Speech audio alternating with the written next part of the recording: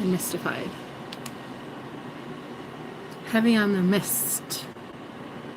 Mist, mistake, misguided, misunderstood.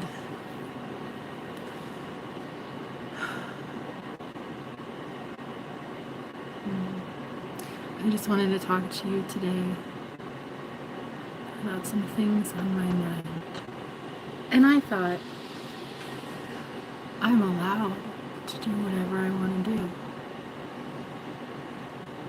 If I want to talk about butterflies and unicorns, I will fucking do so. Then if I want to talk about how people are hurting me, I will fucking do so. And I'll keep doing so because that shit needs to be aired out. And abuse is abuse is abuse and needs to be fucking talked about. If you don't like that someone like me exposes bullshit in someone like you, don't be someone like you. Stop being you. Be more Christ-like. All right, cheers.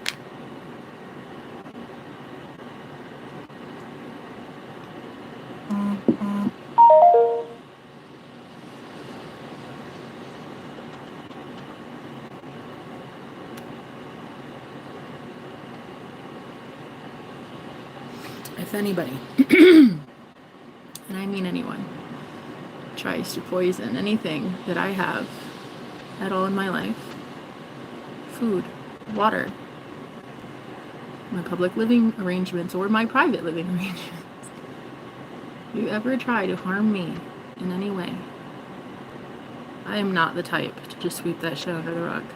When I find out, and I often do, I will make sure that my little birdies tell me exactly what's happening before I call on some high powers to do some things. When those high powers start working on my benefit and on my behalf, because, shit, I don't know, maybe they like me. You ever think of that? Anyway, those high powers start stepping in and saying, yeah, this bullshit, not gonna last. Any toxicity, and I mean it. Negative thoughts sent my way, people poisoning shit, I don't know. It won't work. People have literally tried to kill me for so many, honey, I don't even know how I'm still living. To be completely honest with you, I have no clue. Legit zero clue how I keep surviving death. And I'll tell you, I don't know if I love it anymore. It's like freaking finding out that, like, maybe you're indestructible or some shit. Do you want to be that? Do you want to be living forever in a world that hates your guts? Nah, I didn't think so. Edward motherfucking Cullen. Gotta pack up shit and go to the next town over every 5 years. Edward Cullen. Yeah. I just think that my life anymore, it's so weird and so abnormal. It just screams psychic as fuck. It just screams afterlife. It just screams dead people. Like my ancestors, other people's ancestors. This, and it just is fucking weird. I'm just starting to think like my life is legit out of a paranormal movie. Like not just like, oh, once in a while there's a really cool, crazy, strange event that happens. How crazy, huh? And then you can talk to your friends about it. But it's not like that. It's like a fucking everyday occurrence, and I have no friends to talk to about it. So I just kind of go insane in the membrane, or I just word vomit. Yeah, this happened to me. I saw this thing, and that person did that, and this conversation happened, and I manifested that shit out of thin air, and yeah. But see, nobody gets it. Nobody really gets it. Like, really at my core. Like, do you get it, though? Do you? Because I want to see if you get it. I'm convinced people don't. I think y'all don't want to get it. I think the allure in taking the blue pill, like, I get it. Go back to sleep. You weak sauce. Go back to sleep. I get it, guys. I get it. Oh, daddy bye, little lullaby. Oh, but you look so cute there when you're asleep, Neo. Wake the fuck up. Wake the fuck up. Hey, you look sad. But am I sad? That's the real question. Looks can be deceiving.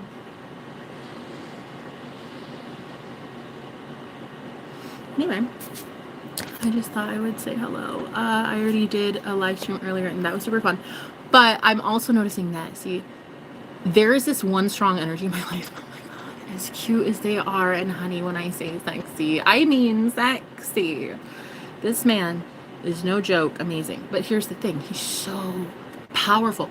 It is like a black hole meeting a black hole, and we're just like, boom, boom, boom. And I'm like, okay, get away from me. Boom. He's like, okay, get away from me. We can't. I can fucking try. Dude, leave me alone.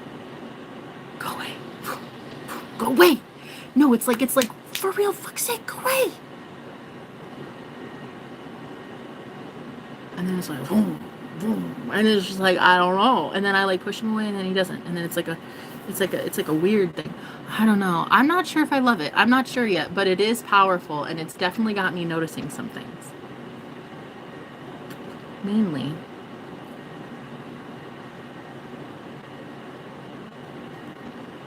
there's kind of an allure. I like staying single. I understand why single is so fun. I forgot until recently when I'm breaking up with my ex and then I'm like, oh God, being single is so fun. So fucking freeing, man. Do whatever you want. Say whatever you want. Go wherever you want. Not give a shit about that person and their karma that you know they're racking up, okay? That's why you dumped their ass in the first place. You just know that they're like, there's something not right about it, so you jump ship. And I'm telling you, you're gonna get rewarded for that. The universe rewards that kind of bold behavior. Oh yeah. All the time. 100%. Girl, the next one, I swear, as God is my witness, will be 1,000 times better. That is how it works. It is always better because you're always better. You are going to manifest better, and it is going to be like, whoa. Honey, like heavenly. I know you. I get it. I see that you know that I know that you're gonna get it in the heart space. Ooh, look at you getting some love. Okay, share with the class. Like, where'd you learn those moves, honey? How'd you catch such a big fish, a barracuda? How'd you get yourself a million, honey? The rest of us are really dying to know. Fucking fed up with the betas, honey. These beta fish. Thinking they're swordfish. They're swordfish. Nah, you're a fucking minnow. You're a minnow. And it's a hell no to the minnow. I got a barracuda on the line. I got a big tuna, honey. Why the fuck would I go back to Minnowville? Goodbye. Like, good fucking bye. I don't even want to pretend that I know your name ever. I want to, like, legit have my brain forget your name. That's what I want. Is there some sort of trance I can go into? Like, it maybe helps just speed the process along. I just want to, you ever just want to have your brain remove everything that was bad and just forget that bad exists? Really? No, I mean it. And like, and then you don't have to like walk around in eggshells. You don't have to endure PTSD. Do you think that you could really just manifest a way to just click, have your mind just be like, oh, reset. Like, I don't even know who that is. Is that possible? Because I think I'm wearing my shirt inside out. And so we're gonna need that process for dummies. Pretty sure that's, is this inside out? It doesn't matter. Okay, anyway, moving on. So yeah, where were we? But anyway, yeah, that was just my story. I don't remember what story it was, and that's okay. See, that does happen. Okay, all right, I get it. There is a way that you can just, like, reset your mind. And here it is. Call the Men in Black, bitch, because I don't know how to do it. The Men in Black might know.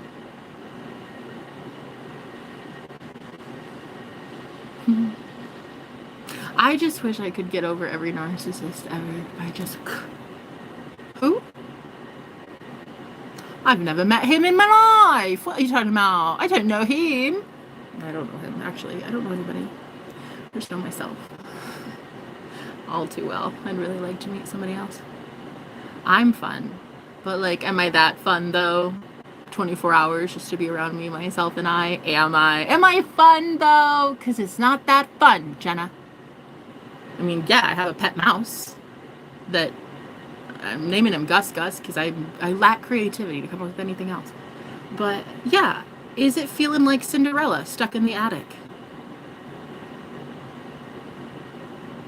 Uh-huh. And then also feeding the mice. Right. Well, at least not kicking him out. I might not be feeding him. I'm not trying to enable him, but I am trying to make a friend. I am pretty desperate for those. So, what's happening is he just comes in every once in a while just to remind me that he's here. And I'm like, oh, aren't you sweet? Aren't you sweet, little vermin? So sweet. But anyway. So then he comes out and he's like, hi, I love you. Squeak, squeak, squeak, squeak. But I love food more. Squeak, squeak. Can you help me? And I'm just like, buddy, the fuck you doing? This is already a tiny room. Why am I sharing it with you? What's going on here? Who do you think you are crashing this fucking place? Asking me for food.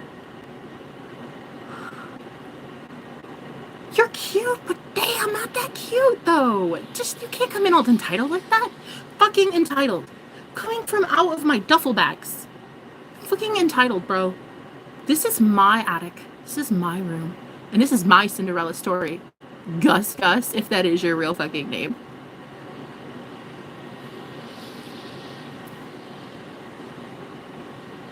Get your own cheese.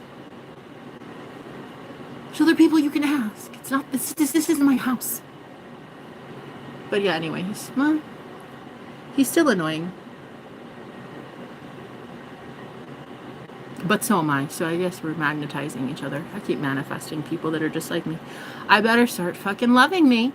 Because so far, this mouse and I, we gonna throw hands. I'm gonna throw hands and you're gonna throw little claws. And I think I'm gonna fucking win. Anyway, yeah, so it's just me up here in this little attic. No fireplace, no chimney, and no dress. Although I do have a dress, but it's not like Cinderella gets to wear. But I do have a pet mouse. Yes, I do. He's so cute. I don't touch him, and I definitely do not let him get anywhere near my bed. But he's friendly. He's friendly, and I think maybe made it clear to me that he will not bring his family into torment and harass me if I give him food. So, I might have to give him food soon. That's okay. That's okay. It's like the devil you know. There's just some things you invest your time and energy into, and honestly, keeping a horde of mice away from you at nighttime by bribing their chief officer with cheese, I think it's okay. I think there are some things that you just do in life because it's a shade of gray. It's like the mouse is the terrorist, and here I am working with a terrorist. It's by the devil you know, right? Anyway, he's cute, he's not that cute, and I tell him, do not, this is my side. This right here, this is not yours. That's not yours. That is not your bed. That is not your hair. Okay, if I have any fruit roll-ups, that's not yours. So I just lay there, and then I just am like, all right, the whole half of this room, honey, when I'm asleep, half of it is yours. Do not even, look, you and your little mice friends, I don't give a shit. Just stay the fuck over here This is mine. And if you disobey, I know a mousetrap with your name on it. Look, hey. Did you hear that thunder? Eye of the hurricane. Right here, bitch. Don't mess with me. Just don't. Because you don't want to see all Carrie in the last few minutes of the movie. You know, you ever seen it? That witch Carrie that everybody was like, oh, she's so insane. She's like one of those crazy witches, you know. And then that happened for like a really long time, like her entire life, basically. Until one day, she just went full on witch bitch and took like everybody out. It was very scary.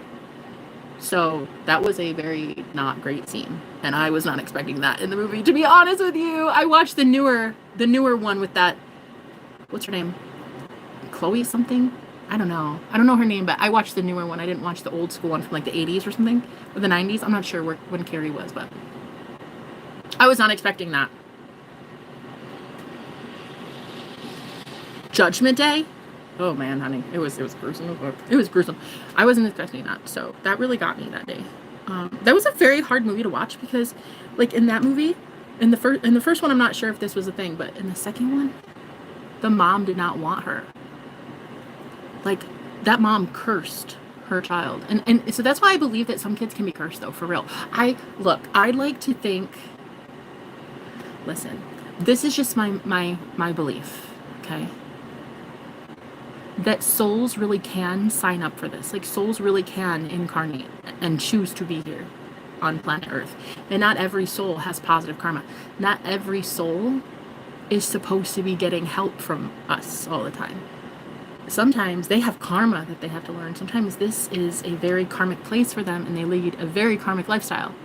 And we cannot keep jumping in to like save the day with all these people anymore. We can't.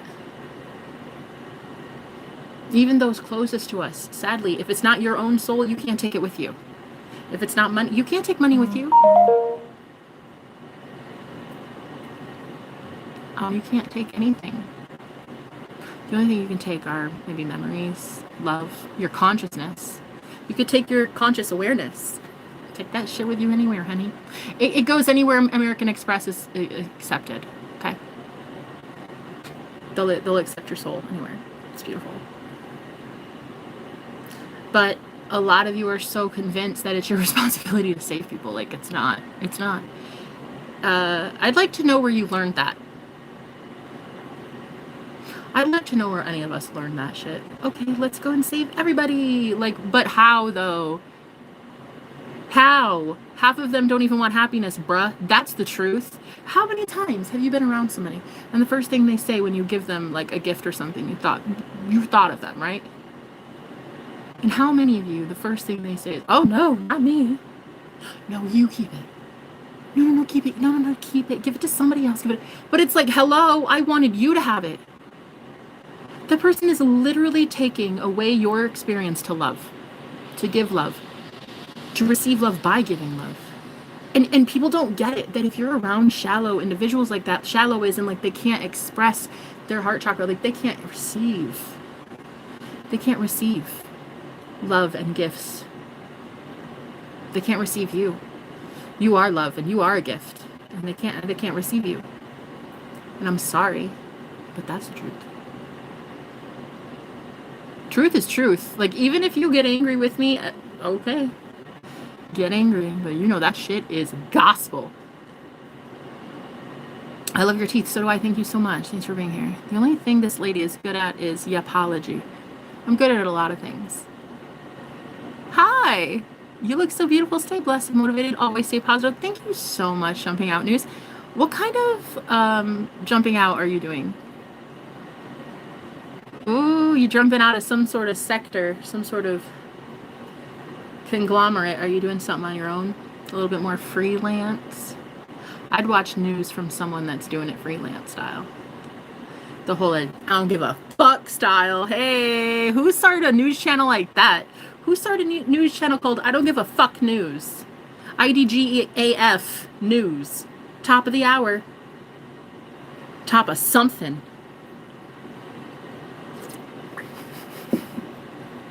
Hello, Sharky Snarky. I don't freaking know what time it is. Bruh, what Time's an illusion. Time's an illusion. Don't care. Don't care. What time is it? Honey, it is time for a storm. And it's stormy outside right now. Actually, it's lightning and thunder here. And the lightning strikes. Yeah. I just think it's going to be kind of fascinating to see what happens going forward. Because I am asking for a crazy, crazy life that I'm in love with. An adventurous kind of life, you know? Like the Fast and the Furious kind of life. But only I'm faster. And I'm more furious than you are. And I'm going to tell you why I'm furious. And see, this is why you and I differ. Your furious is something completely different, Fast and Furious. Your furious is that you have a stick up your ass. My furious is because I got to witness heaven 13 years ago. And guess who gets kicked out of it? Me. I could not believe it. I was like, wait. I belong here. They were like, no, you don't. And they closed heaven's doors, honey. Me and Lucifer, we had to go pack our shit and go set up camp somewhere in this lower world. This lower world of hell. This lower world of interest rates.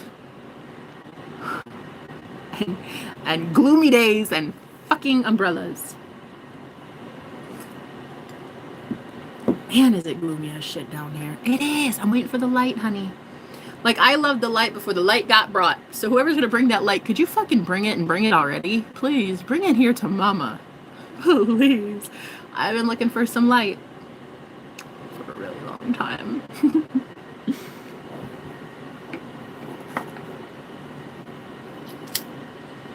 I've been looking for it. And so far, I found the false light. I found a lot of fakes. Head fakes. These head fakes. These head fake fuckers. They're always in their head about what God is. They're never in their heart about what God is. Ever. They're all up here in the cerebral, all up in the mind, trying to compute and calculate God. Like, no. Honey, have a seat. That's not what you're about to do. You're not about to quantitate. I don't think that's the word, actually. You're not going to be able to quantify God. You won't. It's something you have to feel.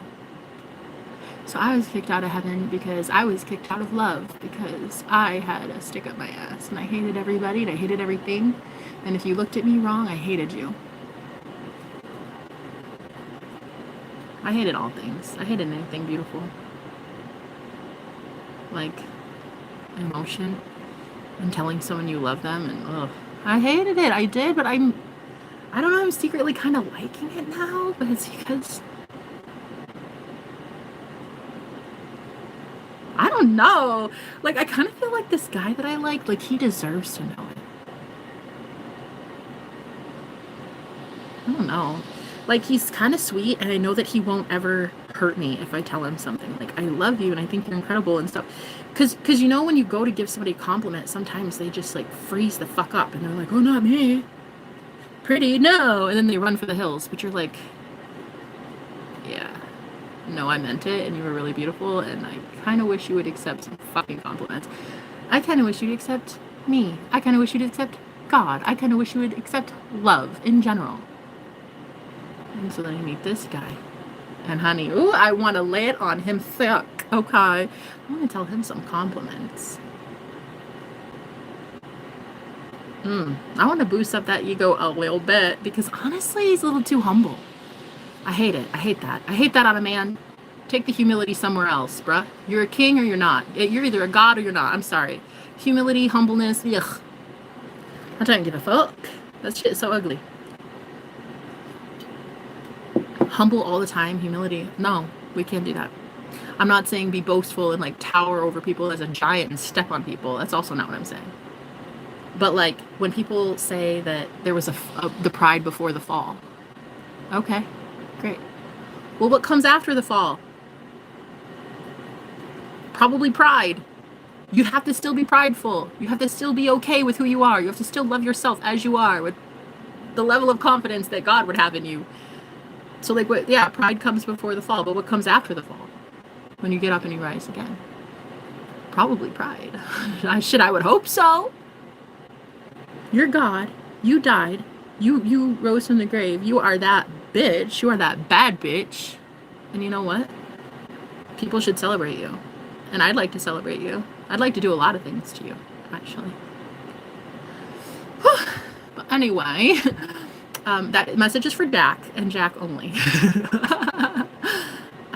But no, really, that should be stated out loud in public that message was for a grown man, adult moderator in my live stream, and only for that man. Thank you.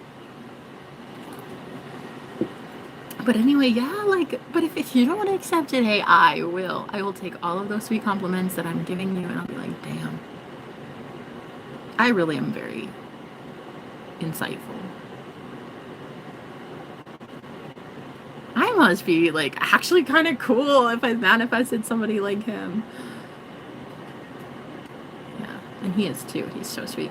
But anyway, I'm so sweet, and I really like talking about me because I am kind of selfish and possibly narcissistic. I'm not sure, but I definitely think of me a lot. And I think the reason I think of me is because 1, I'm impressive. 2, I'm entertaining. 3, I'm amazing. 4, I'm an Aries. And we are naturally programmed to think of us always. Sorry. But that is true.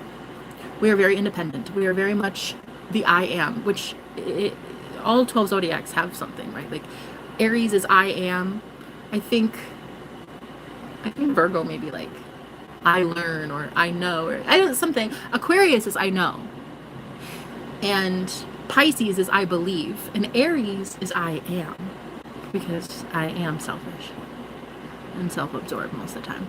But yeah, there's something to be learned from narcissists. Take a page out of their playbook. You weren't supposed to be docile and letting them run all over and run rampant. You were supposed to be learning from them and how to draw boundaries and be a little selfish. And when people try to hurt you and drain you and shit, you were supposed to be able to say no, go fuck yourself. But you don't want to. A lot of you are just so sweet. I don't care. I don't give a fuck how sweet you want to be. These are the Hunger Games, bitch. That shit gets you killed in the Hunger Games. Stop being that. Stop being somebody who just bends over backwards for everybody. All the time. For what? So they like you? Do you like you? Do you like that? No. So why would they?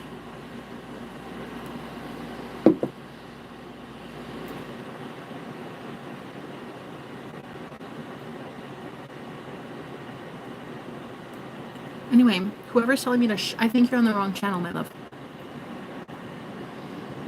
I don't think you want to tell me to shush anytime soon. I just don't think it. I know it. You don't want to tell me to shut up. Of course I get loud, don't I? Actually, I really do get loud, though. I'm not kidding. When people come up against me, it's like a thing. Most people like to challenge that, though. Because I think most of the time the people that I encounter like that used to want the challenge. But lately, I'm seeing such shit karma coming for people anymore. I'm seeing a lot of them be like, you know what? I don't know that it's worth it. I don't know that it's worth it to keep coming against Jenna like this. Right. Precisely my point. So a lot of people just like go on and keep getting on God's bad side so they freaking leave me alone. Normally people just leave me alone because they see that the universe is like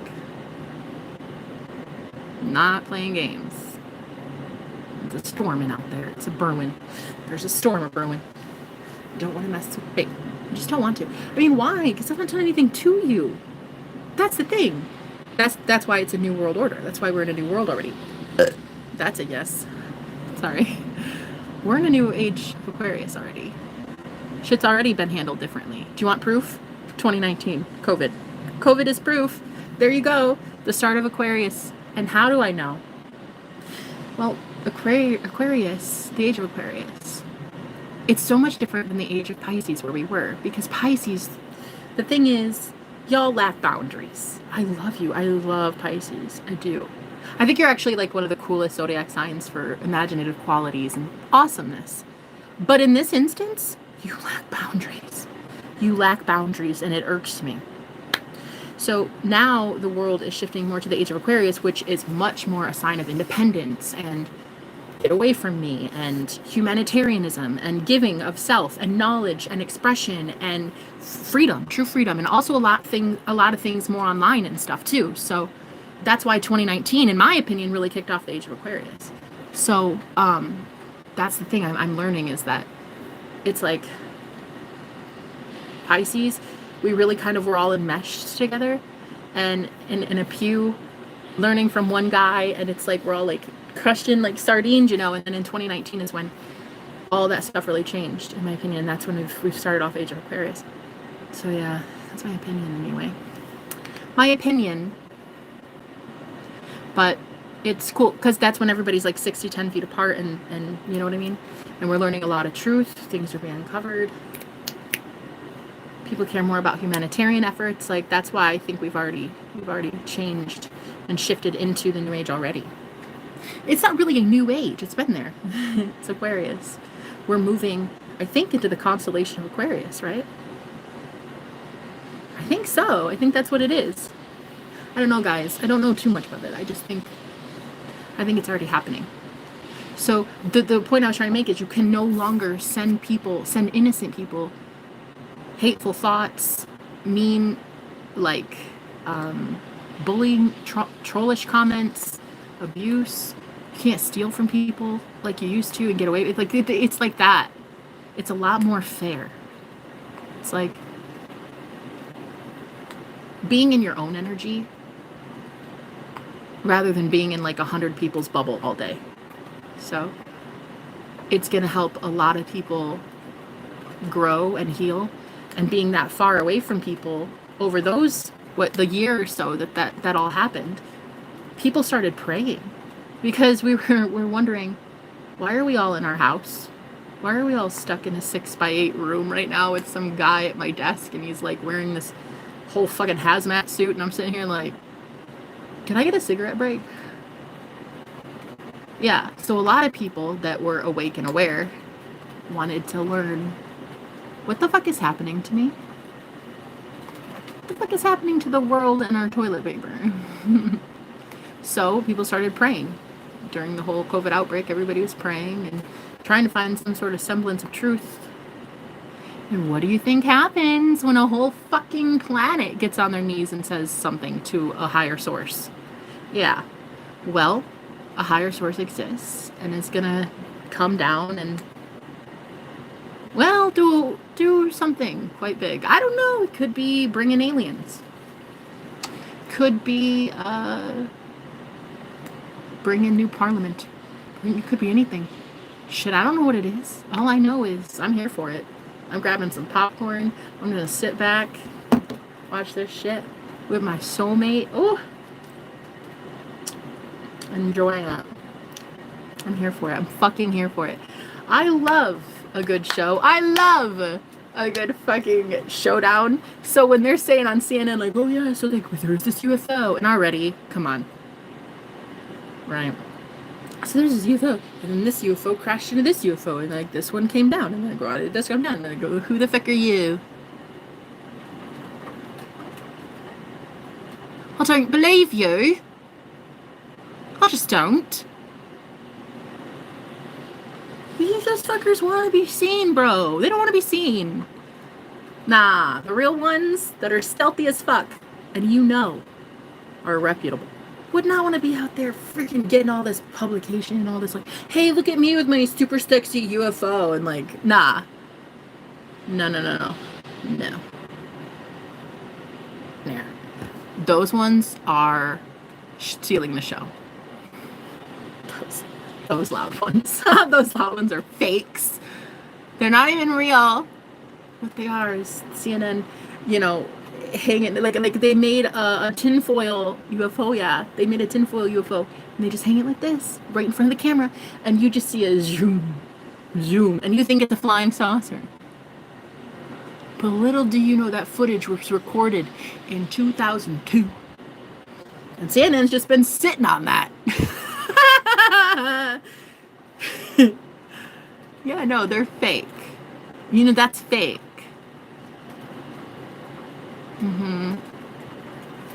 Fake.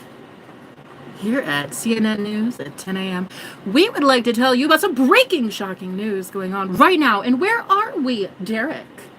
We are right now here in the middle of... Where are we? Did you think the... Kansas. We are in the middle of Kansas. And would you believe it if I told you, Tiffany, would you believe me? There are 2 UFOs battling it out in the sky tonight on your 10 o'clock Kansas news. Right. And I'm Cindy Crawford.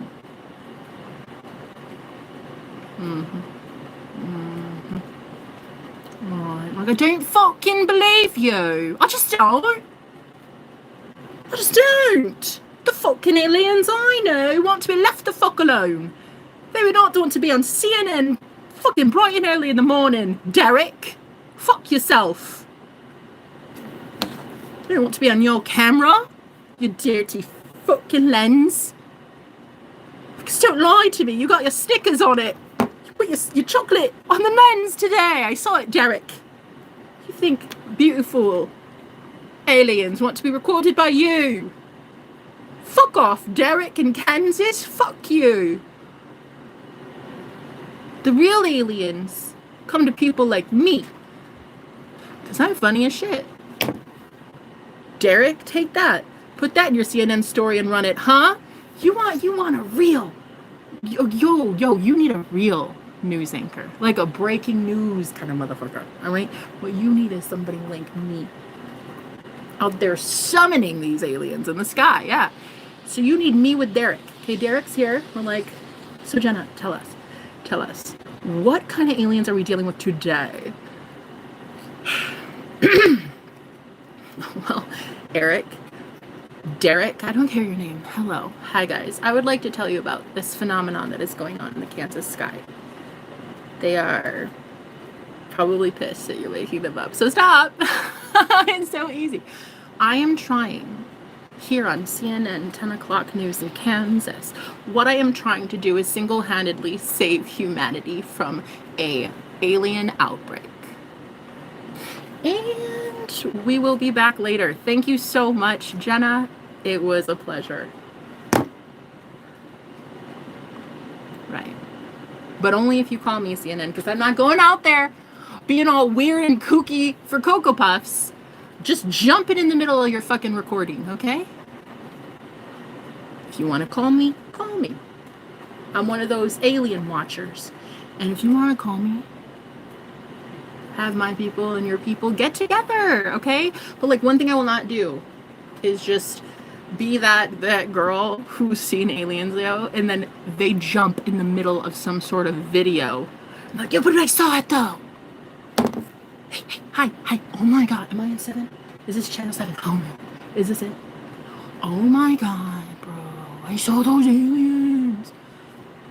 That is something I will never do. And if I do, somebody put me on my fucking misery. I will not be that girl. I will not be that girl. If CNN wants to call me, that's one thing. But it will never be me just like, hey. Okay. So there's this like fucking alien one time, and like I looked up in the sky, and like next thing I know, I saw these like freaking green lights, right? And then this shit's spinning. I won't be her. I will not. I'll be normal. I'll be normal.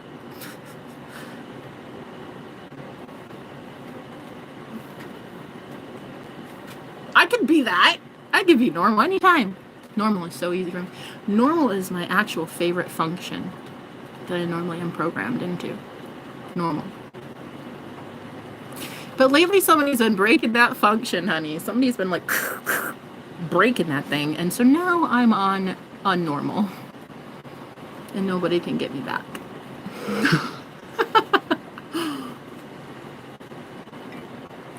People try. People try to get it back. But, you know, it takes love. It takes a very special someone to get me back on track and get me into the land of the living again. Aw, hello, Eddie.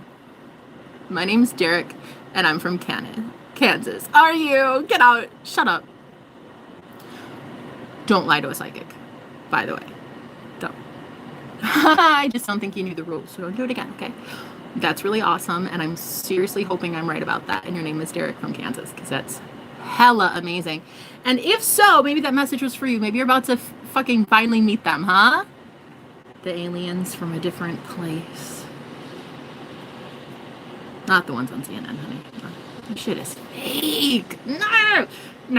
The real ones you want. Yeah, the real ones. The real aliens you want are the ones that do not say shit on CNN. They would never. Oh, fun. Anyway, yeah, no, that's not how it works with aliens. Some of those ones, I would call those the trickster ones. I would call those the people that just it's like if aliens were celebrities, those aliens entered your atmosphere, and it were in the form of pick-me's. Pick-me girls. Pick-me aliens. Those are the... Right. Those are the pick-me aliens. The ones that always should get chosen first on any team are the ones that are very quiet and can be found internally. Yeah, those ones, the quiet ones.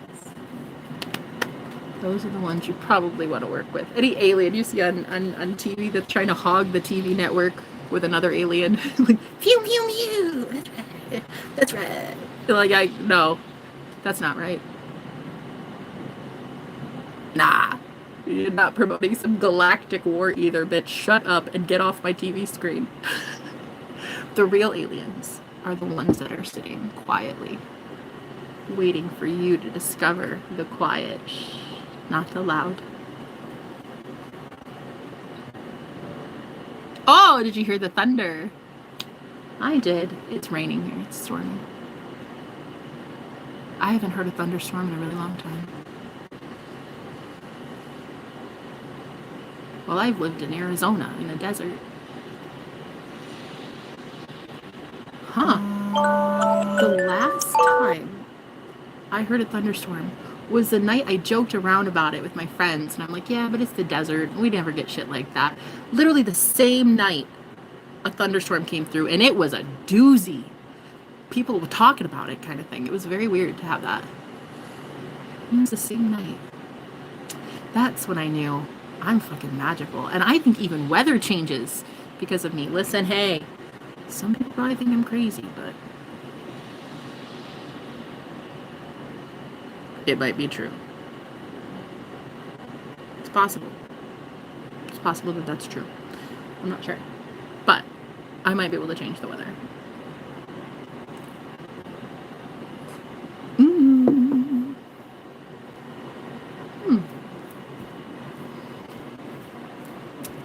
I'm an alien and I'm coming to your house. Are you really? Like, that's fun. Like, that is fun. Who invited you in here? Who invited you?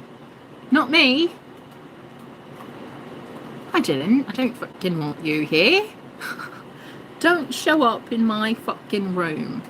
I don't work with anybody, including aliens, yet, because I don't know which ones are which. Don't fucking show up in my room. Expecting me to like you, I will fucking kick your ass in the spirit. I will fuck you up. Don't fucking show up here. If I didn't put a bat signal on my fucking roof and offer you my cornfield, do not show up here as an alien. I don't give a fuck who you are. I don't care. I don't care. I don't care what fucking federation you're with. I don't care how big you think your schlong is from reptilian oil, wherever you came from. I don't give a fuck. I don't like people telling me they're going to show up in my bedroom. But bitch, I don't know you, and you haven't taken me on a date. Fucking show up here. I already have freeloaders. I've got a mouse in here. Don't show up here. I didn't invite you. She's high on petrol. Is that also a high? People, they say a lot of things. I'd be really careful if I were you. Look, hey, I get it's a joke. Listen, I do understand when you guys say shit like that, and it's funny. I think it is, because I don't think you mean well. But I would really be careful, because going forward, like, another thing in this new era that we're in is that if you're getting people to believe something about someone, and like that shit isn't true, that could be really, that's a projection. That could be really harmful, and you're gonna need to stop doing that. If you don't know for sure that I'm high on something, especially petrol, what the fuck? I don't even know that that's a thing, girl. But if you don't know something about somebody and you say shit like that and you influence other people to start believing shit like that and you don't know that to be true, I am just saying, be very careful. There's a spiritual court. People are like, that's how karma gets you, honey. Don't do that shit unless you know for a fact that I'm high. Now, technically speaking, marijuana is completely different. I don't fucking know how to get high on petrol. I don't give a fuck. Now, me on the herb, sure. Mary Jane, she's lovely. She is my favorite and I am her favorite. And we have a really great relationship. And if you have an issue with that, I don't really give a fuck. I think you should go somewhere. I think you should go somewhere. So anyway, yeah, I just wanted to tell you guys that the whole cannabis thing, like, oh my god, love weed. If you're 21 or older, it's legal where you're at. Do your thing. You do you, boo. For the rest of you that don't like it and you're like, ew, no, I would never smoke. Totally amazing. Don't smoke. It's brilliant. But then the rest of you who are like pro weed, but also like pro love and pro me and pro like you and like, oh, let us be friends. Let us be friends. Let us have fellowship today. On that herb. I really do love the herb. I do. But I will say that edibles are my favorite because I don't like smoking this stuff. It's a little too harsh on my lungs anymore. I love edibles. And edibles love me. They rock my world. Edibles, honey. That's where it's at. God made that. God made that shit. God made love green. You're so beautiful. Thank you. I want to sing for you. Okay? Let's go. How did I get a mosquito bite on my leg? You're beautiful. Please look at your screen. I'm looking at my screen. And I love me some mean green. That THC I see. I love Mary Jane. That's it. That's all I have. God, I love her though. She's beautiful. Very. So you can hear my voice? Yes. Yes. I can hear your voice. Sing it. Sing it. How's it? Yes. Get it. That high note. Get it. Get it. Mm-hmm. Right? Mm-hmm. Mm-hmm. Yeah. Get it. Get it. Like it. Like it. A lot. Yeah, that was a good one. You're great, man. That's really it. That's really it. That's like a next hit kind of single, like. Nah, I can hear it. I can hear you. You're so cool. I can hear your heart beating. Ooh. I can hear your lips speaking. Ooh. Not really verbally, but I can hear it in my head. And I just imagine that you'd be really good at what you do. So congratulations, you're the next American Idol. Well, you're the next Jenna Idol, and you're in here for 19 people, but we vote you. I would vote for you. Top place. 100%. I would give it to you right now, because I don't see any competition. You know, I would just give you it.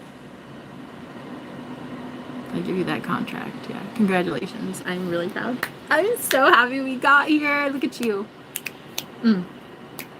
Look at you go. Ooh, number one though. So I wonder who's number two. It must be sad to always be the one in the shadow. Because I feel like Israel, I feel like you win all the time. I can just imagine that you're like the best at what you do all the time. And it's gotta be tough living in your shadow, man. Like everybody, I bet everybody loses all the time to you because you're just such a winner. There can't be two winners. There's only ever one winner. And I think that you just win at life is real. You are playing me. Am I playing you, or am I just bored and having fun in here with somebody who obviously should know that I can't physically hear your music? But I also do have telepathy though, and I can imagine that it would be really great. But no, honey, I don't actually physically hear you singing. I'm just letting you know that. Okay, I need you to know that that's true. Do you just tell me that you know it's true? That I can't actually physically hear you singing. I just need to hear your words. Say it. Just type it in the... You know it. I know you know it, yeah. I hope you have a great day. Thank you. Thank you, thank you. Thank you so much for your beautiful words. Oh, I love it. I really wish you could listen. What kind of music do you play? Do you write your own stuff? Like, okay, what is it? Are you a lyricist? A lyrical genius? A madman? A madman with the beats and throwing those bars. But it's okay, because I don't know who you are. So step up, step up. We'll see if you're up to par.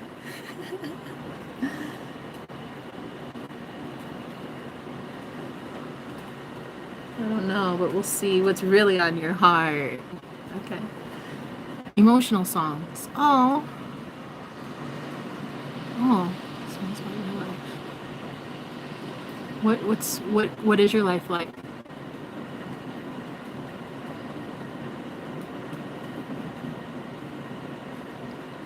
Where do you live? I live in Nebraska, in America. In Butthole Town, Nebraska.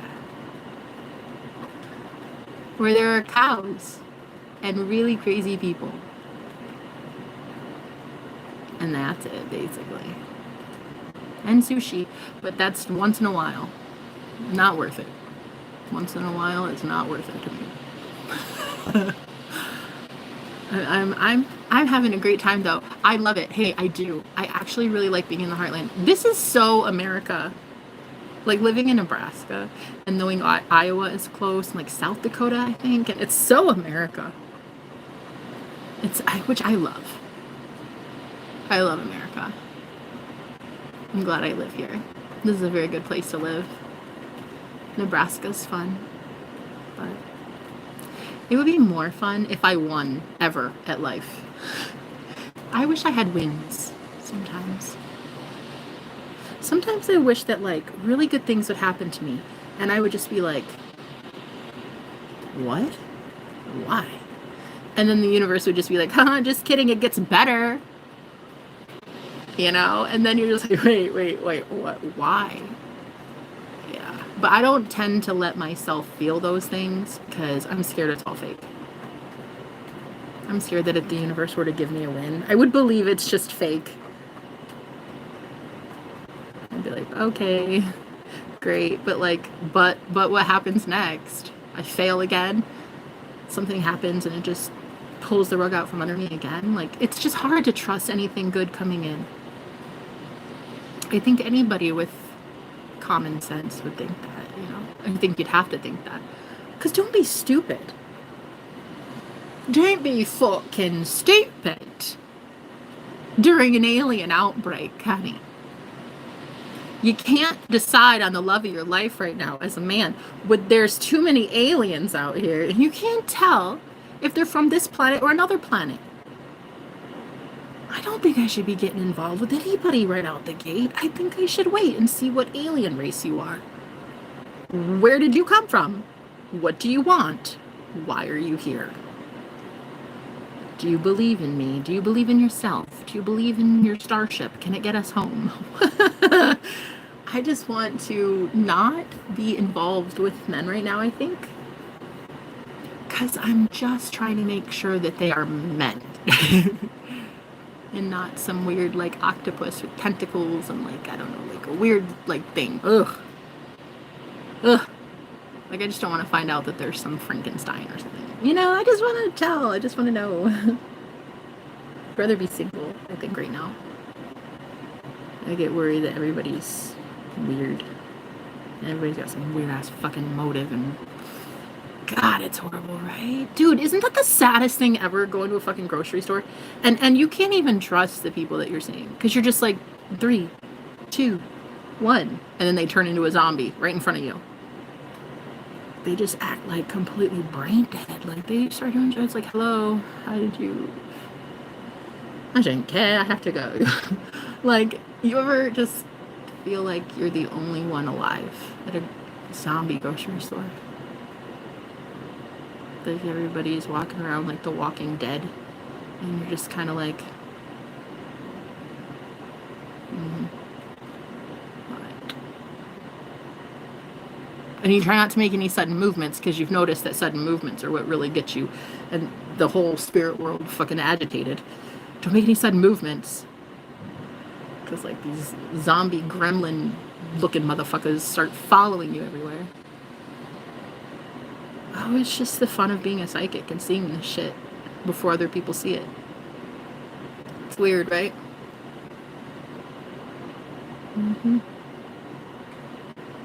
It's almost like, okay, nobody's alive. It's like everybody's kind of spiritually dead, and I'm just like the only one that makes sense.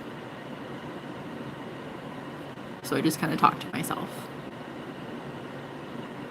because I always make sense. In my opinion, I always make sense. Other people, they don't. They talk, and I'm like, why are you talking? Who even let you have that voice? God. Oh, who gave you that? And then you're just wondering, because, like, it was obviously their ego. Their ego gave them a microphone. That's it. Their ego. And their own self-interest and their own selfish pride and delusion. And they get to have a mouthpiece, and they get to have a microphone, and they get to have a lot of influence. Well, the good ones, I think, well, you have it it's a little tougher, because the spirit world's trying to make sure that you're not going to be an asshole when you're a leader, and there's a lot of followers following you. They want to course correct you now, so you don't turn into a total tyrant, dictating Nazi. It's basically what they're trying to do, to make sure you lead through your heart, and not through your ego, and your pride, and your anger, and your bitterness, and your resentment. Do you? Do you lead through that? Because I could just tell that so many of you are hoping that you can start leading with integrity.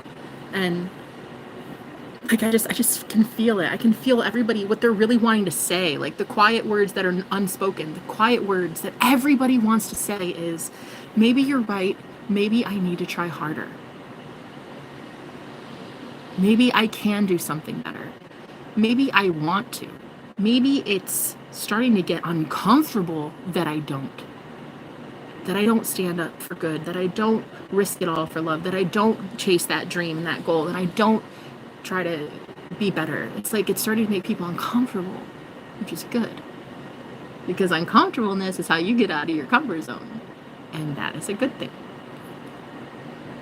But I think everybody's just got this, like, this pulse, like you can feel it. You can feel a tremor happening. You can feel the universe shaking, the leaves, because there's something big coming. I don't know.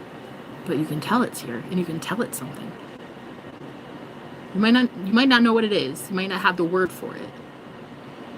Uncomfortableness, God, global warming, a political race. It doesn't matter what the thing is. It's this thing. It's this feeling of, what is it? What is it? Like, what's actually happening?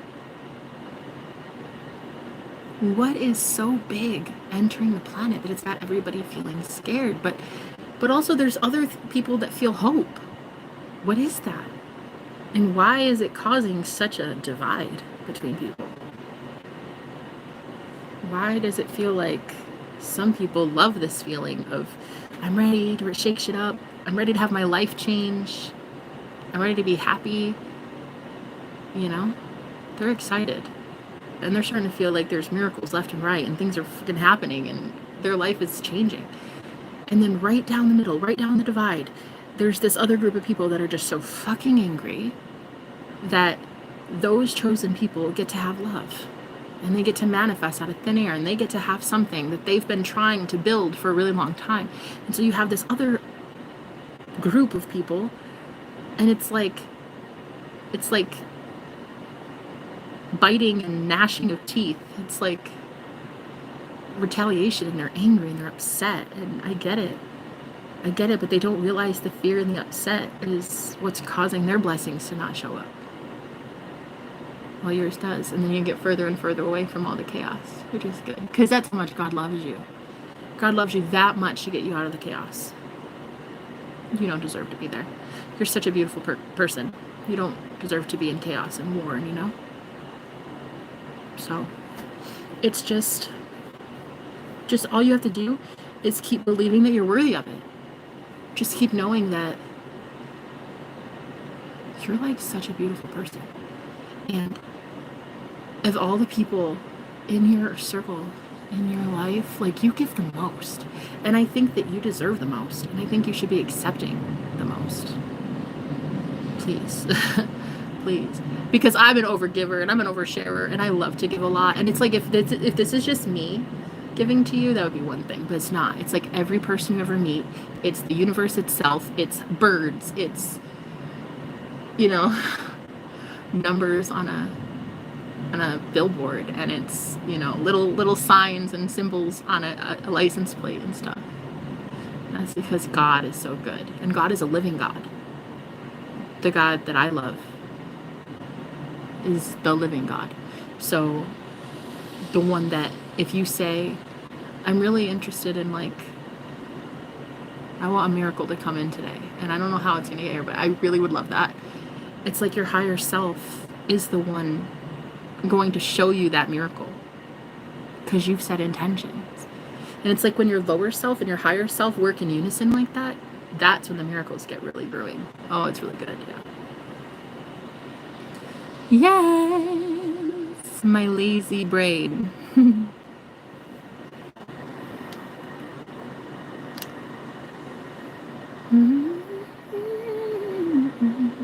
Why am I giving a lecture?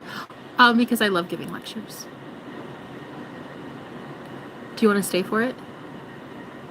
I'm not sure if I can stop watching this. Well, maybe you shouldn't. Professional chit chatter. Yeah, exactly. Now you get it. Having a zombie apocalypse is better than an alien invasion. Is it though? Is it? That's right. No, I think they're both kind of stupid. I think a zombie apocalypse is kind of dumb, and I think we should avoid that shit. Okay. And then also, I think we should be avoiding World War III with the world of the wars. I mean, wars of the world. I think that we should just, in my opinion, stop focusing on anything that's not real. And that's love. So what would love focus on today? If you want to watch videos of aliens, and you love aliens, that's what love would do today. You know, if you're like, maybe say your sense of love is that you love to see butterflies outside, God's gonna show you that. Or you love to cook, so watch the universe bring in for you a new ingredient that you've never seen ever in your life, and it becomes like your most favorite ingredient in a dish that you use or something. Like, that just so is how it works for me.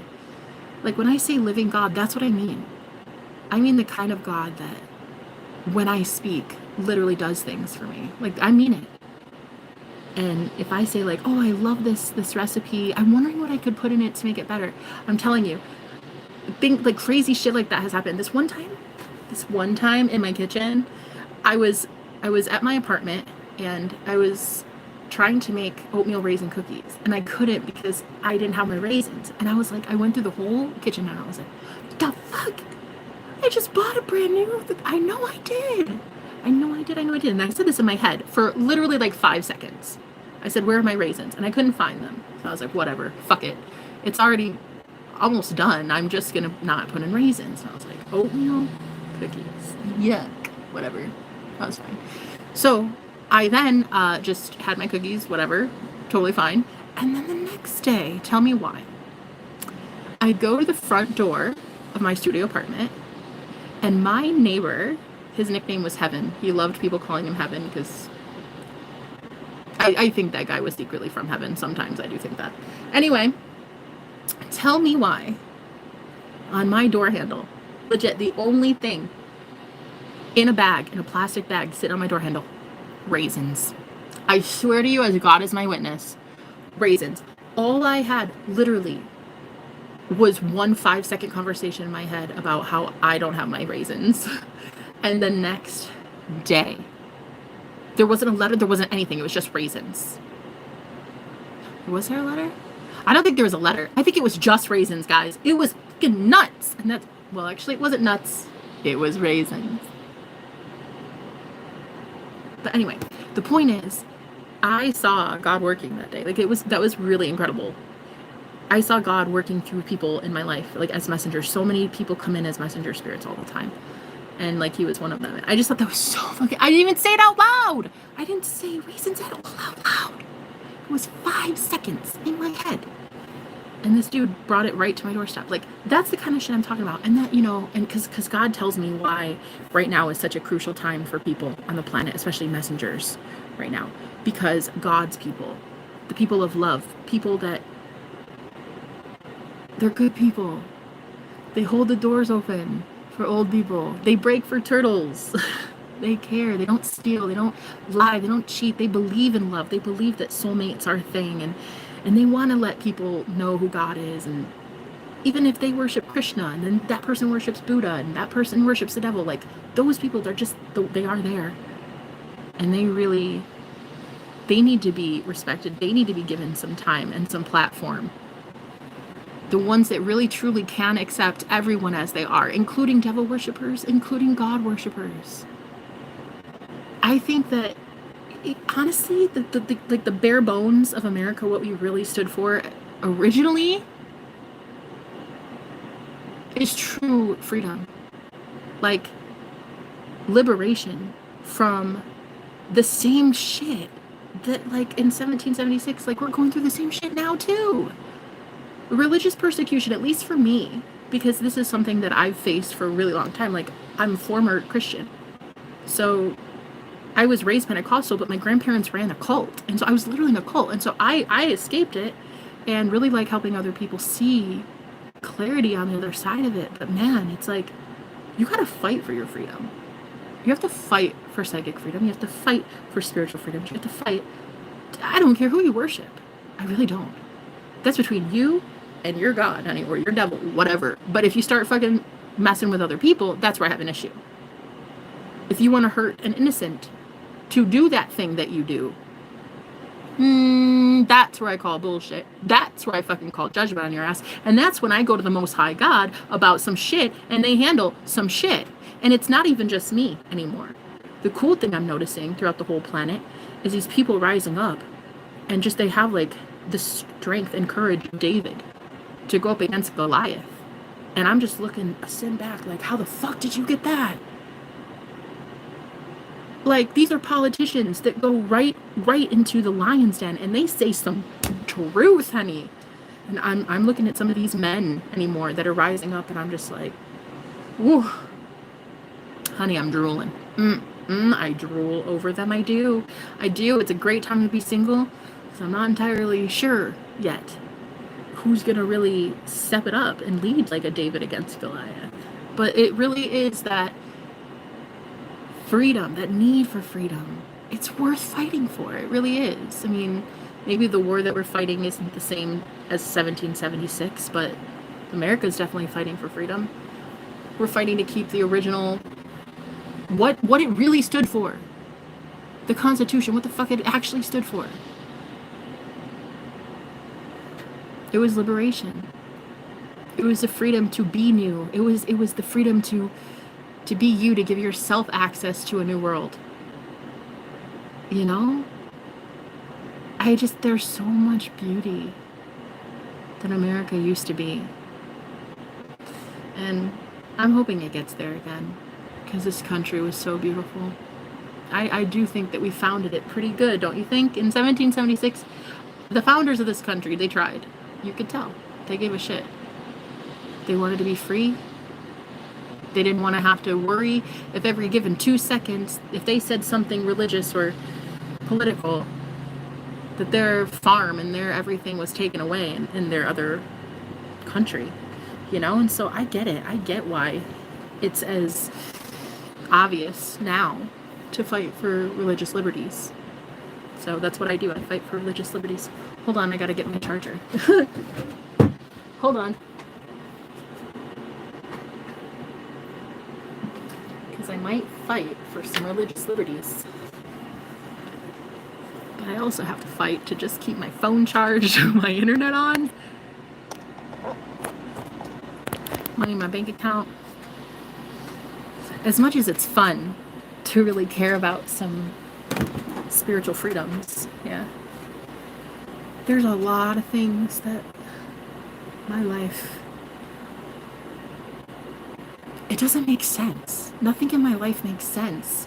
And I think I'm just getting to that point where I'm like, okay, I like that. And I think I'm supposed to like that. I think I'm supposed to start liking unconventional and terrifying and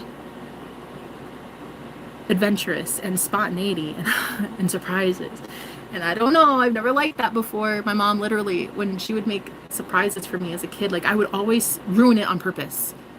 And I didn't even know really I was that good at it, but I could just always tell that she was going to surprise me with something, and I can't fucking stand it. I don't like surprises. So I would ruin that shit for her. And I never knew that like I was taking away her ability to love me and to surprise me. And so then there's this new guy in my life, you know, and he's like already talking about surprises, and he's like, I'm so excited for this. I've got something on the way. And I'm just thinking, oh God, I don't know. I normally am with guys who are never considerate ever and never do anything to surprise me ever. And it normally works out really well. It leaves me single at the end. So I've never known what it's like to actually have a guy who, honey, he's the most considerate man I've ever seen ever. I see the way that he treats those that he loves, and I'm just like, is this guy for real? Look, I'm not trying to be mean, and this is gonna sound horrible. Everything I say sounds horrible because the dude's a saint. Anytime I'm around him, I always sound like a horrible person. Listen, so like I get around him, right? And like the way he's treating old people, and the way he talks about kids, and the way he talks about a better future, and like what we're gonna do, and how we're gonna help humanity, and the goodness of this guy that was on my stream, and that girl that showed up, and oh my God, go away. Go away.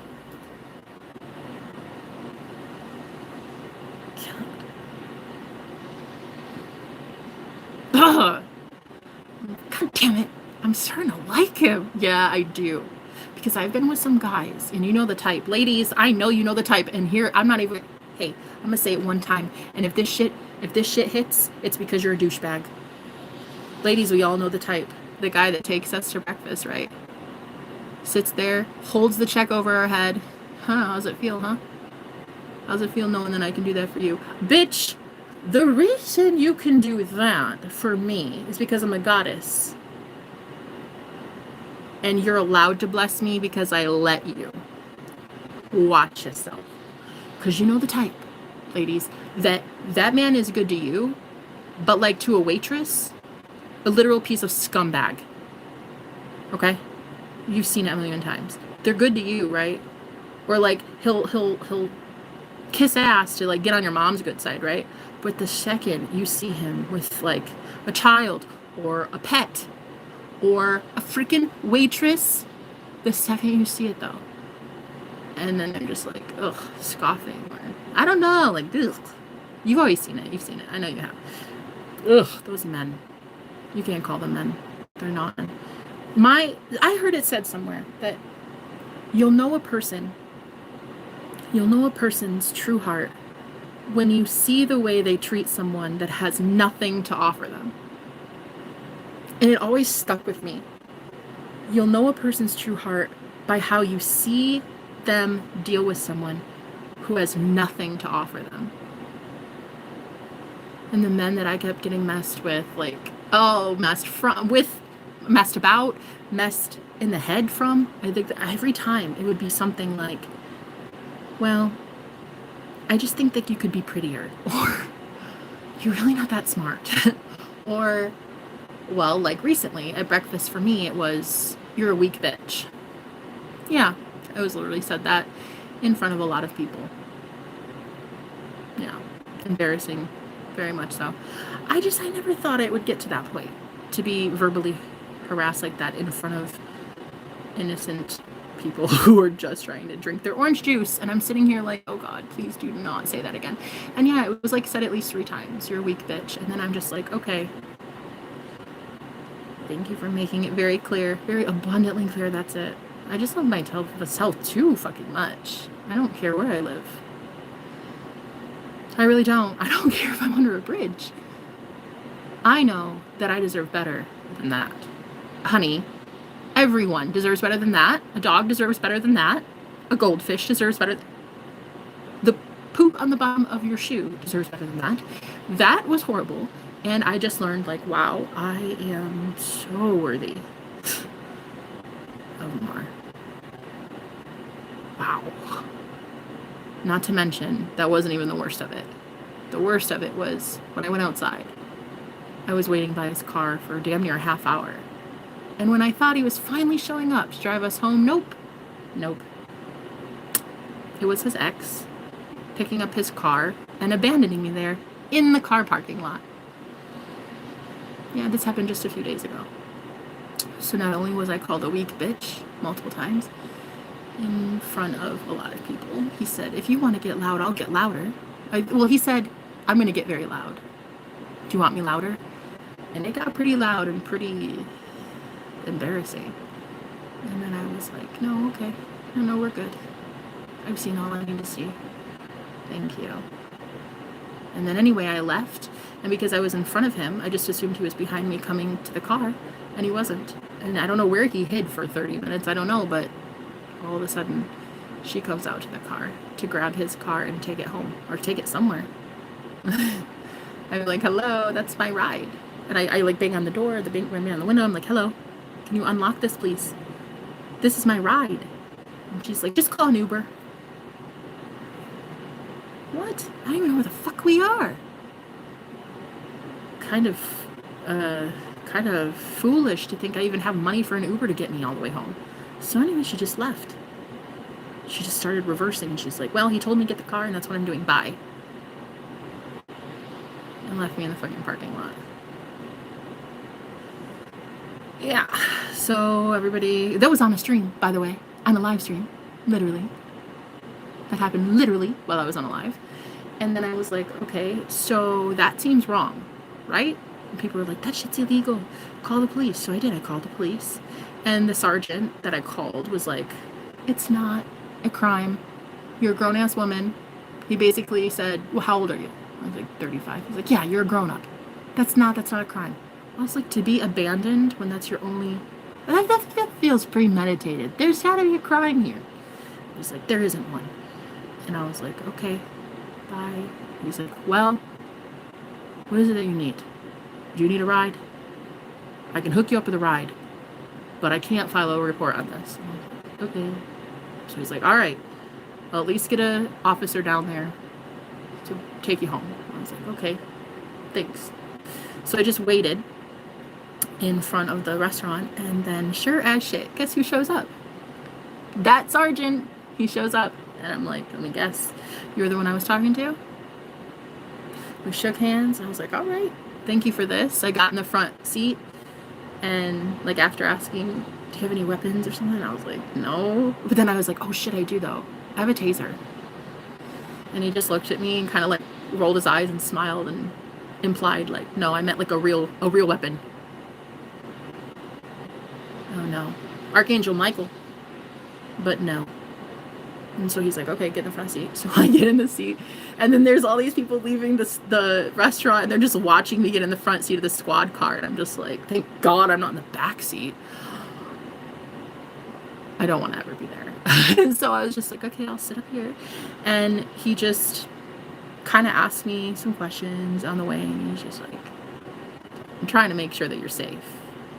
You know, if this is a scary situation and you need some help, just really let me know. But he's like, I think maybe this is a civil matter, and you should figure it out yourself. Just figure it out yourself?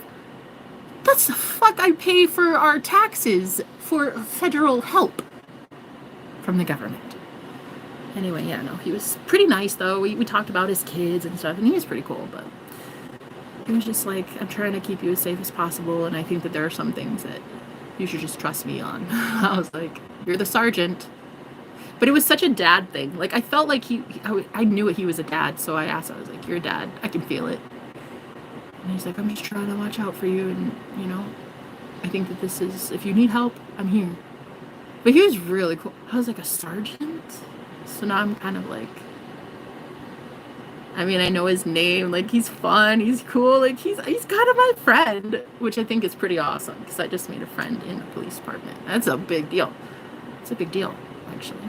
Well, anyway, I don't think you can make friends. I think that's illegal. I don't think you're supposed to make friends with cops. I think they actually, do they swear an oath to never have friends? Because I feel like that is what you have to do if you're a cop. That's how it is for me being a psychic. I'm not allowed to have friends. I'm allowed to have really crazy adventures, but no friends. All my friends are invisible. But yeah, he's pretty cool. He helped me get home, and that was nice. I was like, thanks. You're cooler than the guy I could have ridden with. So I was like, on the way, I was like, you know, it's really fucking sad. That a sheriff, a sergeant in this police department is better conversationalist and company than the boyfriend that should have taken me home. That's sad. He's like, yeah, no, I don't take offense to it, but I get it. I was like, yeah, because you're a sergeant. No offense, but like, I feel bad for sergeants' wives because man, the shit that you have to see in a day, like, you have to see all the worst of the worst. So that's why I said it. I was like, yeah, like, you see some really brutal shit in a given day, right? And it's like, if I can have a better conversation with you than I can my own boyfriend, I think it's already over. Maybe I should just take me being dumped in the middle of a parking lot as a sign that I'm single as a Pringle. So anyway, he hopped out of the car and he ran to the other side to open the back door to give me my purse back. It was actually pretty cute. I was like, wow, thank you. At first I thought he was going to walk me to the door. That's just like really kind of sweet, but no, it wasn't anything like that. But anyway, he dropped me off. But he would not file a police report. And he's just like, I'm just trying to help you, like, not have to be too loud about this. And I'm trying to keep you safe. And I get it. And then there was this other guy, Joe. He was the bus driver the other day. He was so cool. He was magical, that guy. 100%. Guardian angel. Showed up twice for me in the same day. It was insane in the memory. So he was very magical as well. Protected me, kept me safe while I was doing a crazy, like, 4-hour drive in a fucking bus all throughout the city. I don't know, girl. I don't understand it. But it's true. I was gone like 4 hours a day. I didn't know where the fuck I was going, but Joe was there to save the day. I'm just seeing more and more things like that in my life. You know, things are just really starting to get spiritually awesome. I'm not stopping anytime soon. I fucking know I'm magical, so. All you need is Jesus. Jesus is our purpose in life. Okay, Captain. Captain? I don't know. This is what I want to say. This is just, hey, this is just it. Just listen, hey, all right? Shut up, Captain, for 2 seconds. This is the thing I want to say to that. Where did Jesus say, make him your idol? I'm just saying. I mean, hey, I get it. I really am so here for this rebuttal. I'm so here for you to be like, hey, it says here in this book, in this chapter, and I get it. I'd like to see that. I'd like to see where it says that I should worship Jesus and I should have him as my purpose in life for 24/7. I'm just saying. Braylon, I fucking love that name. You know what? It's so funny. I actually was going to name my first daughter Braylon. That's such a beautiful name. And I said that to somebody recently. I feel like I said that name, Braylon, recently. And it's like, how magical is this? The universe really does listen to shit we say, guys. But yeah, I just mentioned that name. Isn't that the most beautiful name you've ever seen? Braylon? Oh, God. I love it. I want to name my daughter Braylon, for real, for real. At least like the middle name, maybe. But I'm serious about this. Jesus is our purpose in life. No, Jesus is your purpose in life. But where did he say to make him your purpose in life? I'm just saying. Do you know what I mean? Do you know what I mean? Do you know what I mean? It's pronounced Neve. Neve. Neve. Neve. Beautiful. Nymph? Nymph. Nymph. I don't know. Am I saying it wrong? Yes, I am. I'm sorry. I like the name Braylon. Gorgeous. Beautiful. Oh, that name. It's so gorgeous. I love it. I really do. Everyone likes it. I love Jesus. Yes! Okay, I love Jesus too. I am just waiting for someone to tell me where he said, make this your purpose. Worship me as your purpose. You know what I mean? I'm just waiting for that. That's all. Hello, Lulu. Like, where does it say worship Jesus? I just need to know. Because, like, everybody's got their thing. And I love it. I think you should worship whomever you want. And I love that. I love that shit like any other girl promoting spiritual and religious liberties, okay? But I also just need to know from like a Christian standpoint where Jesus said, please worship me and make me your life purpose. Like the name Jesus or your testimony. Pick up your cross and follow him, right? Your testimony, your life. I give a shit about that. What is he doing in your life? You see? What is God doing that's so great that I should stop and pay attention to it? And get you to change my mind about love, about God, about religion, about Christianity, about the Bible. What are you doing?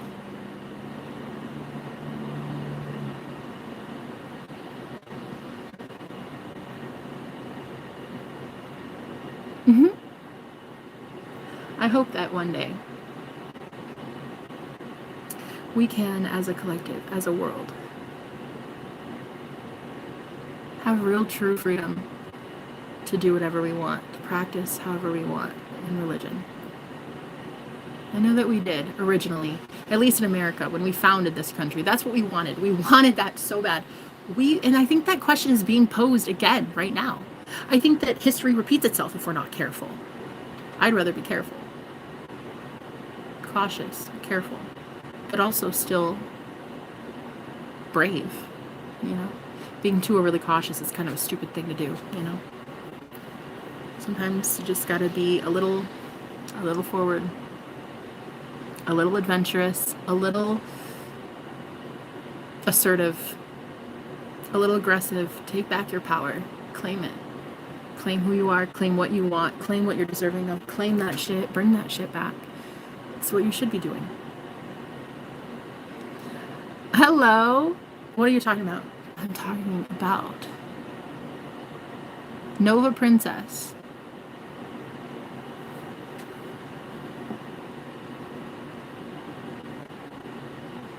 I'm talking about some really fun things, girl. You either listen or you don't. I don't know what to tell you. I'm just talking about anything I want to talk about today.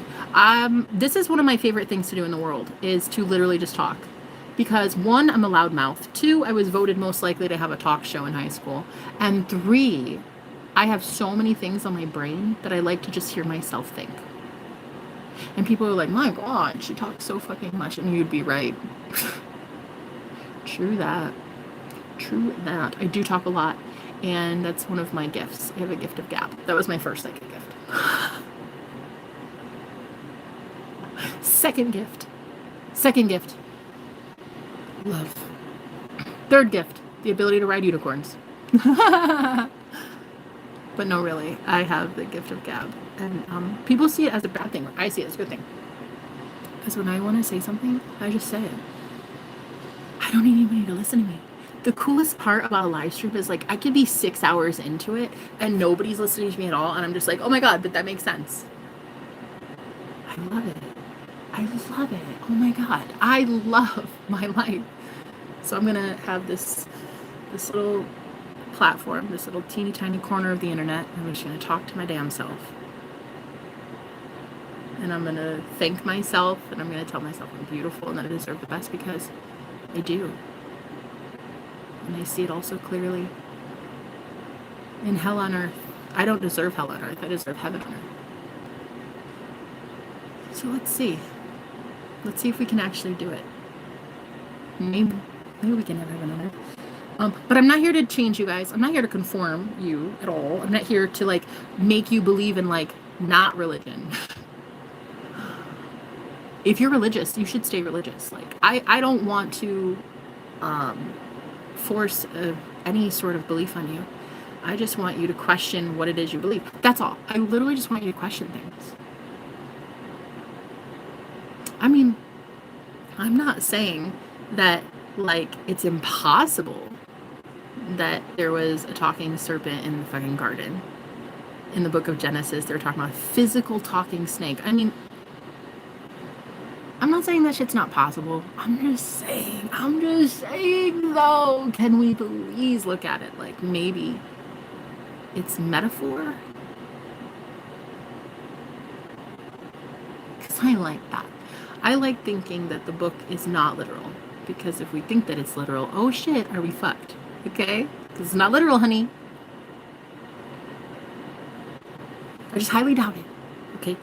Because I feel like, wouldn't you know by the book of Revelation when there's a flying dragon that it can't be literal? At least I hope not. Honey, I hope you bought a fucking fireproof house. Okay? If you think there's a fucking flying dragon about to take over your world. Okay? Okay. Like, I just would rather think that the lady who turned into a pillar of salt wasn't literal. Okay. And then, like, the dude who lived in a fish for 3 days. I'm just kind of hoping that shit wasn't literal. Okay. Right. But if it was, that's fucking awesome. Okay. If it was, that shit is so cool. But I'm just waiting on that God to start showing me some things. Because, like, that, though it's wild, and I'm sure very accurate, historically, maybe a woman did turn into a pillar of salt. I have no fucking clue. Okay? I can't prove that it didn't happen. Certainly can't prove that it did happen. Nah? Right.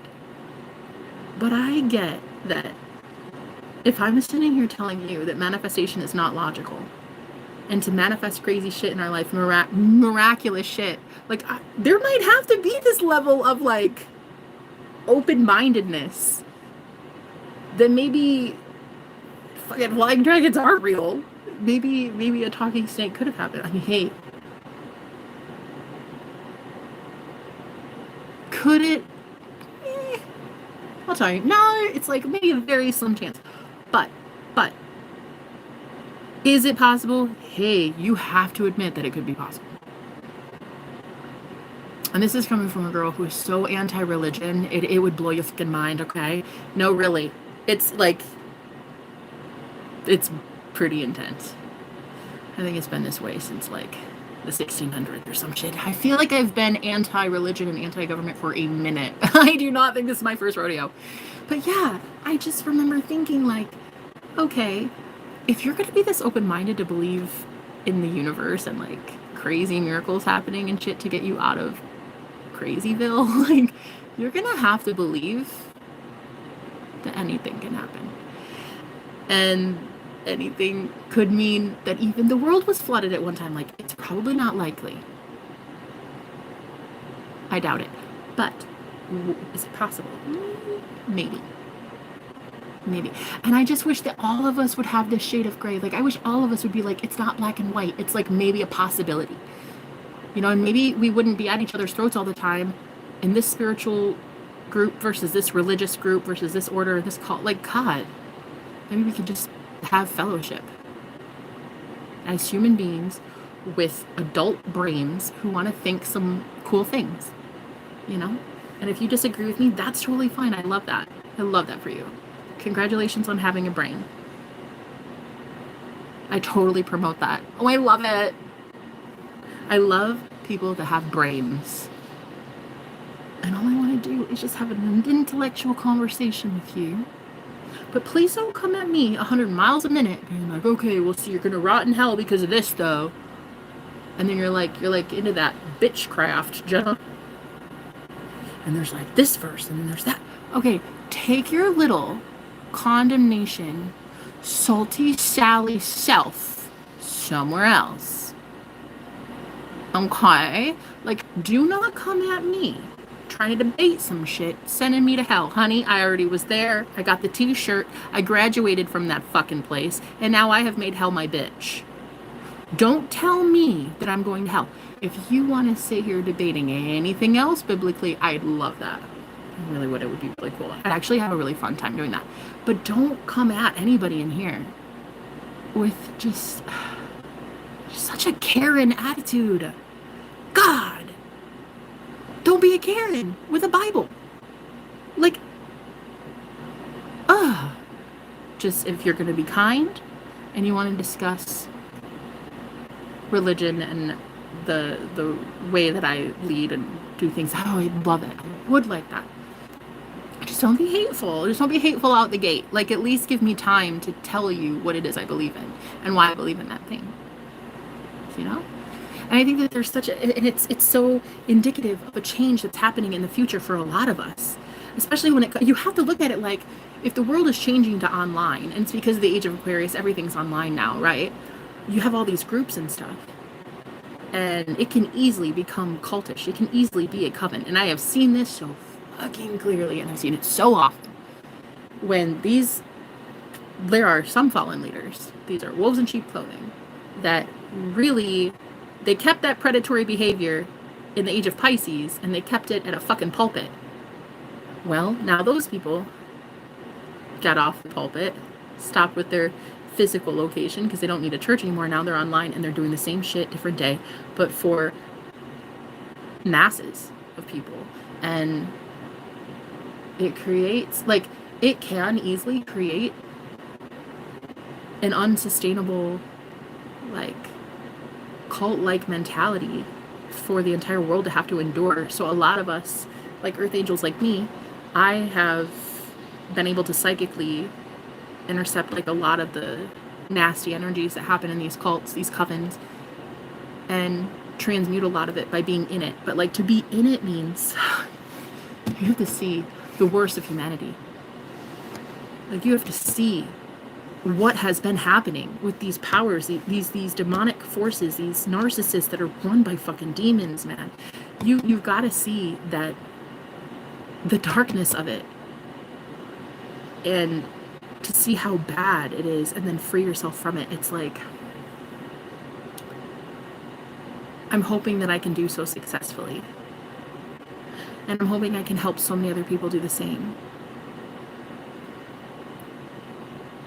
You know,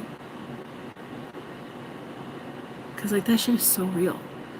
Like, shapeshifters, people literally just like their mask falling off, and you just seeing right through their fucking aura. It's just like gunk. It's just nasty.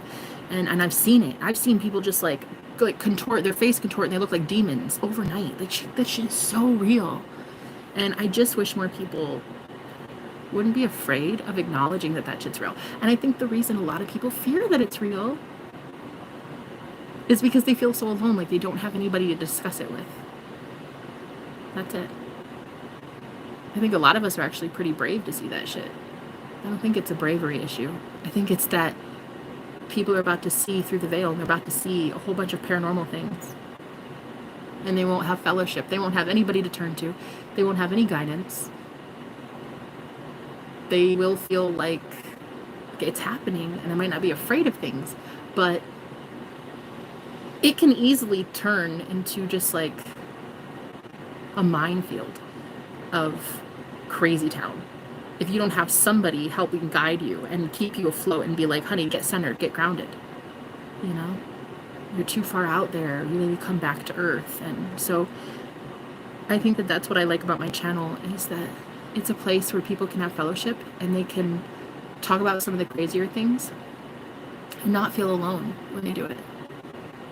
Like, talk about things like the demons they've seen, or aliens and reincarnation and fairies, and like, people are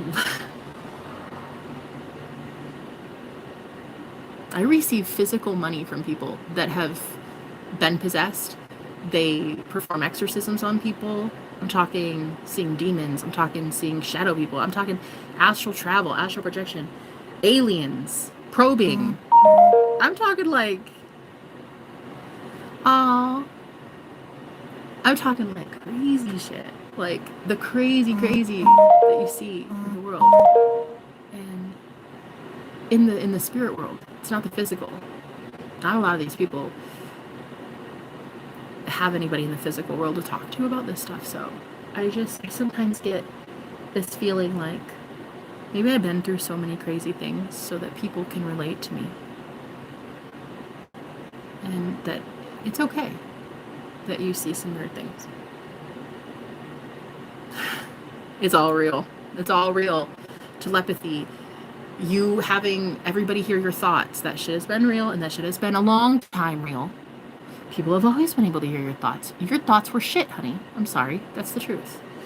So a lot of you that got picked on and bullied, it's because your mind went to like one trouble area of your life and you fucking thought that thought over and over and over and over and over and over again until everybody else could hear and pick up your radio tower and hear you talk about that thing that you don't like.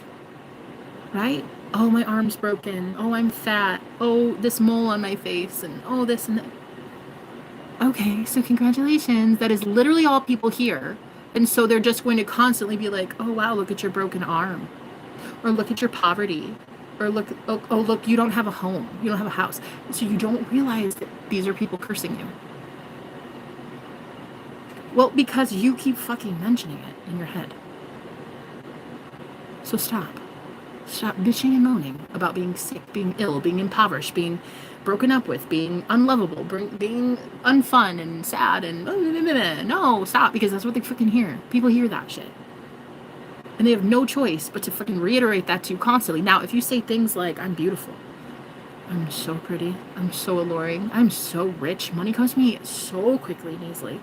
If you say stuff like that, and you stay saying things like that,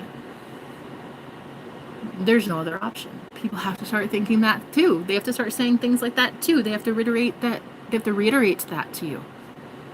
Oh, you look so healthy. You look so vibrant.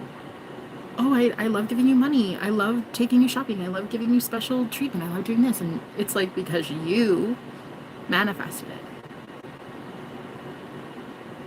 But you do it within first. You don't go to somebody external and get this changed. You do it internally and see the change there first. By talking differently about yourself. And when you talk differently, baby, about yourself, everybody talks differently about you too. It's that beautiful. But until you talk differently, no one else can. They have to say the same shit you say to yourself. And honey, most of the time, it's how you're not pretty enough, or you don't make enough money, or you just gained 10 pounds, and oh my god, I can't fit into this outfit, or this and this. Oh my god. Oh my gosh. You know? So stupid. And that's what we always worry about. And so then it's like, bro, then you meet somebody, and they're freaking reiterating the same shit to you because they can hear you. They hear your thoughts. Telepathy is a thing. When you're manifesting, thought transmission is a thing. People hear what you say instantaneously. Whatever you assume to be true about them is very much true about them because you're the creator of your own reality. So the only one that gets to determine if that person comes in as an asshole or as a saint is you. You're the only one. Hello, Aries. Does that actually work? Who does what work, honey? I think paranormal things don't exist. Everything is possible to explain at some point. Yeah, okay. I kind of agree. I kind of think, I kind of get where you're at. Yeah. But I see him saying more like, he thinks even the paranormal can be explained, I would think. Is he meaning that? Because, like, the paranormal, sure, it could be explained. If it is a ghost. Say a ghost does something in your house, right? Though it is technically paranormal, it is still also explainable. There is a reason that it moved. The reason being a ghost in this scenario. If it's possible that paranormal happened. There's definitely an explanation for it, but you might not like the explanation for it. Still, paranormal exists. Anything that is outside of the range of normal, normal, outside the scope of normalcy. Paranormal happens, yes. But just because your physical eyes can't see why it happened doesn't mean that there isn't an explanation as to why it happened. Of course there's an explanation. It was a dead person. I'm just kidding about that. Like, yeah. Although they do shit. They do, yeah, the dead definitely do crazy shit. You look fun. Nova, thanks, girl. Can you talk about aliens, please? Yeah, I love aliens.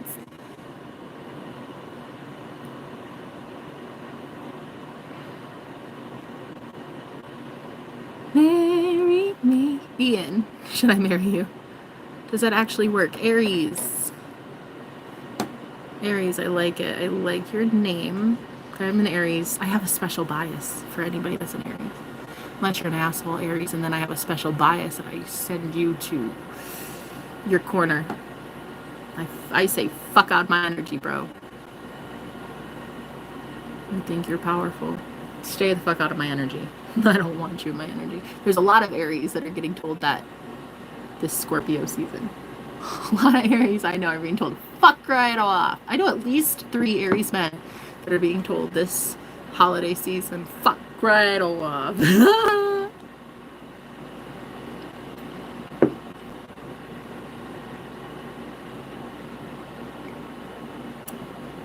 A person who believes in science is a believer of God.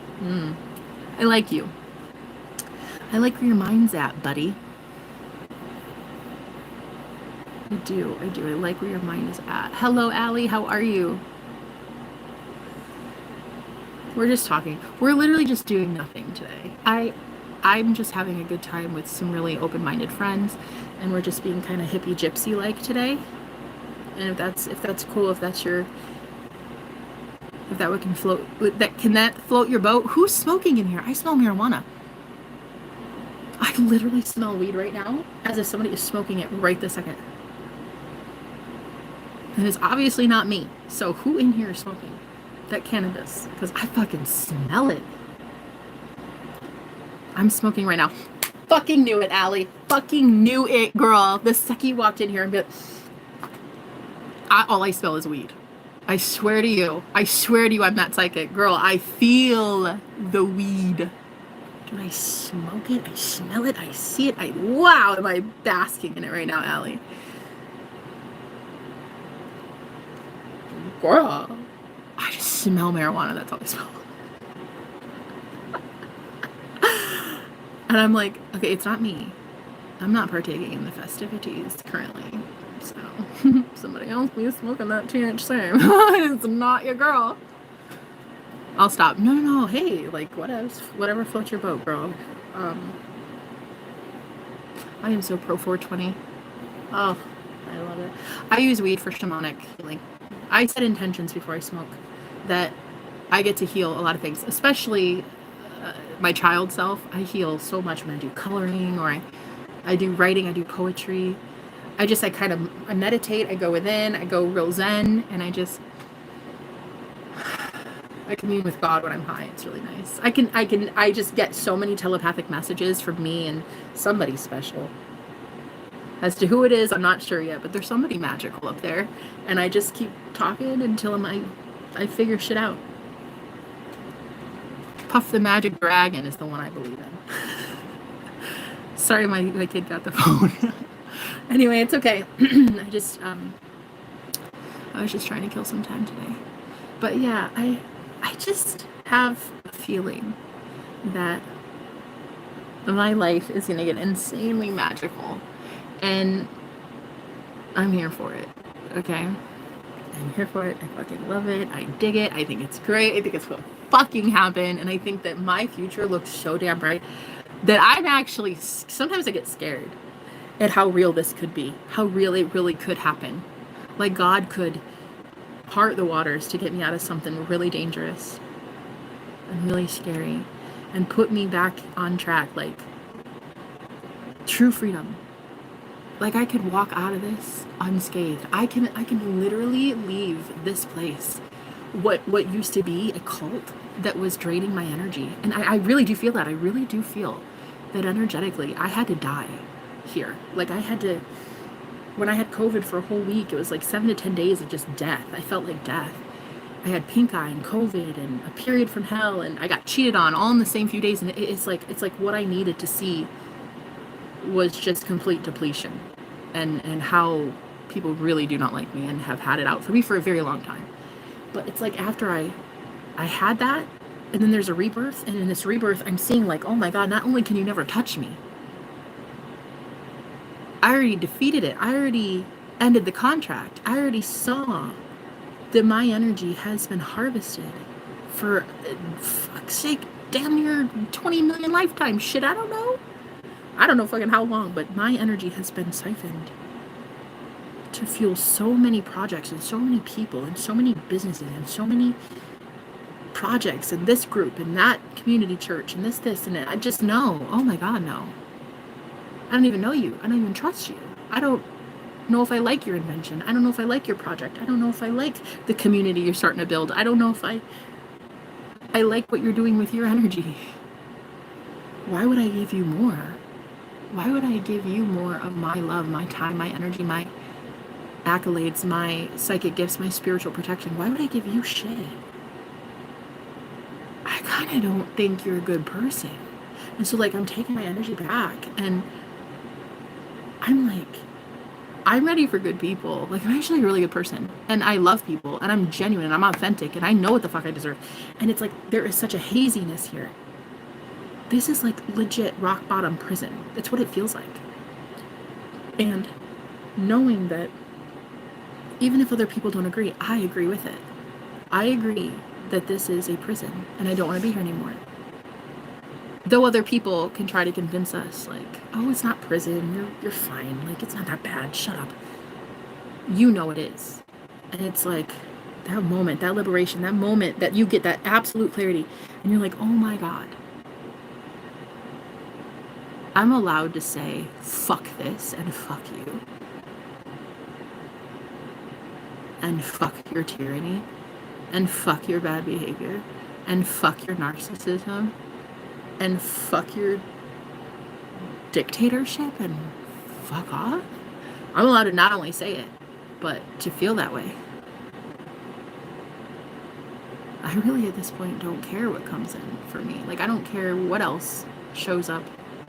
I know what I don't deserve.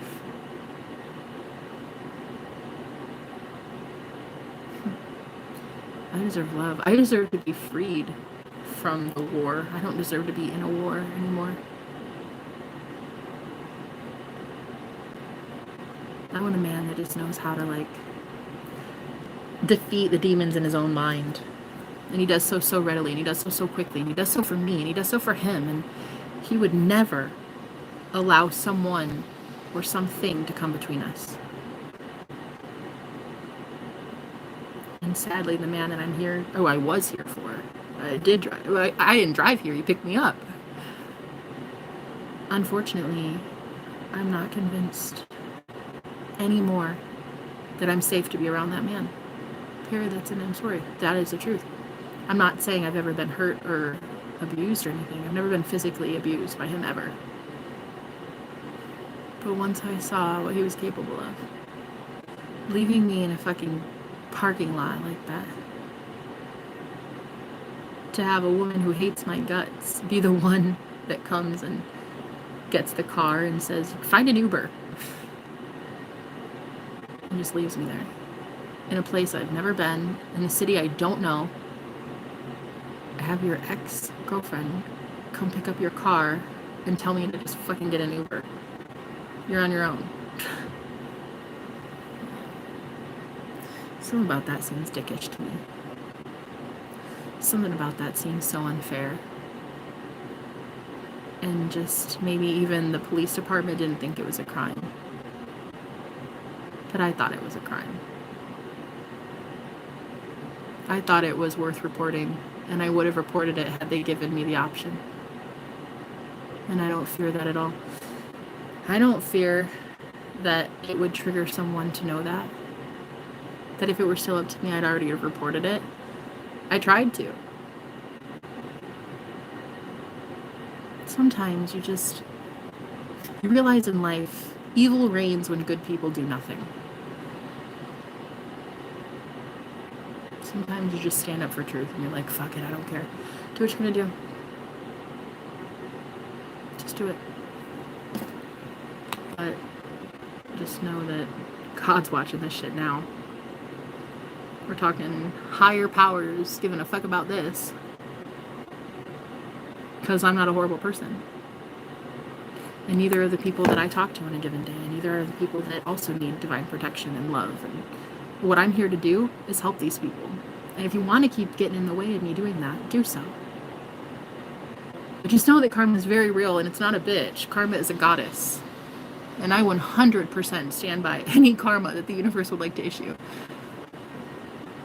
Don't hurt me. Just stop. You could stop. You could just decide to love me instead.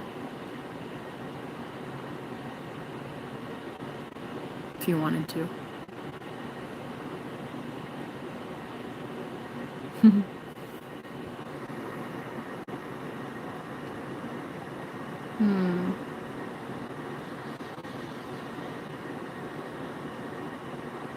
Hi, Allie.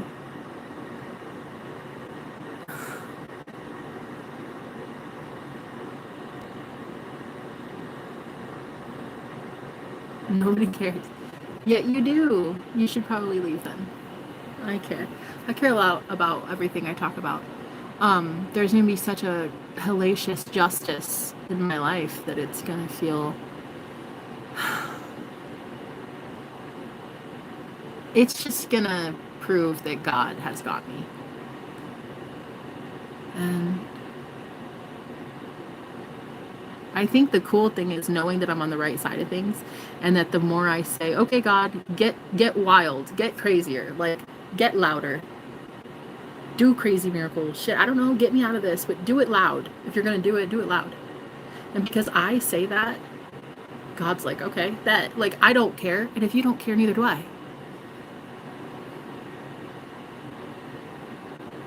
And that's the strength and the courage I keep praying for. I keep praying for the strength of 1,000 warriors. I'm like, please, God, let me just feel confident in myself today. Let me remember who I am today, because, God, I could really use a win. I could use that moment where I just feel clarity about myself. I could use that, you know? Yeah. Yeah, so that's where I'm at. And I'm having a good time with understanding the laws of the universe and how to stay afloat, how to stay on the good side. Okay, try your best to stay on the good side of things, where the universe doesn't want to fuck you over, you know. Because like it's new for me to start to be manifesting all these good things in my life. Like I'm the type that I manifest such shit things, but I don't want to anymore. Like, I don't want moments that are like, oh fuck, why'd that happen? Like, I don't want that anymore. I'm tired of those. I want to start believing that the universe can do crazy things that you're like, dude, how'd that happen? I don't know, don't ask. You know, like it's so good, and you think the universe sent an angel to do it or some shit, and you're just like, okay, I'm not gonna ask. I don't care. I didn't see it. I don't know. Moving on. Like I just want those kind of wins, you know, because like the wins I've been getting, girl, they are not much of a win. It's basically loss after loss after fucking loss. But lately, there's some hope on the horizon. There's somebody somebody entering my heart space, and it's me, bitch. It's me. It's the Jenna raised from the dead kind of thing. It's me. I'm entering my heart space, and I like to lay it on thick. If you catch my drift. Ooh, I love to open my own heart chakra. Fallen in love with myself, honey. I say things to myself like I'm beautiful, I'm sexy, I'm divine, I'm perfect, I'm amazing, I always get what I want. Bing, bing, bing, bing, get what I want all the time. And you go through that, and then that's when you can be like, okay, you do that enough times, you're gonna manifest somebody who says the same shit to you. They say the same shit to themselves. They love exalting you. They love worshiping you because you worship you. Because you say things like, I'm so beautiful, I'm amazing. Money loves me, money is always into me. The money is safe. My house is safe. My body is safe. My body's my temple. I'm so gorgeous. I'm healed. I'm loved. And this worship, this moment with you, with God, worship with God in the temple, in your body, right? It is so life-changing, and it is, if you can start to believe it, if you can start to just even for a second believe what you're saying in your head, I'm telling you, that belief will start to solidify and become an assumption, become an actual full-fledged, this is now my assumption, this is how I always assume things will go down. I will always be loved. I will always be taken care of. Money will always show up. So it's best to like really program your mind to believe in that stuff by repeating it over and over, but really try to believe it as best you can. Sometimes I even try to force myself to believe that I'm a millionaire. Like right here, right now, I try to force myself to see it in my phone and be like, oh, $6 million. Okay, yeah, that feels good. I sometimes do try to force myself to believe it, but sometimes you can't. You can't. When you're starting out and you get a new desire for something, you're trying to manifest something new, you can't fake that shit. You can't fake a desire. That's why some people who exert so much energy to copy somebody else, you're not even in your own lane. That's not going to bless you at all because you're not authentic in doing what your desire is. You're doing what your ego's desire is. And what the ego wants is replication instead of authenticity. So I don't know who that was for, but you got to stay in your own lane. Everybody's beautiful in their own way. A daisy is beautiful. A sunflower is beautiful. A rose is beautiful. You don't have to bring one down to lift the other up. So I think that that's going to be the new wave of the future for women in power. Women empowering others. Fixing the tiara on somebody else's head. Fixing the crown on another queen. Not bringing her down, but reminding her how gorgeous she is as she is right now in this present moment. Beautiful, divine, sacred, holy, gorgeous, perfection as she is right the fuck now. Not in 30 pounds from now, not after she gets rid of her baby bump. No. Right now, she's a goddess. Right now with her stretch marks, she's a goddess. Right now with her hair up in a messy bun and getting coffee for you and taking care of the kids, she's gorgeous, she's a goddess. You should be worshiping her.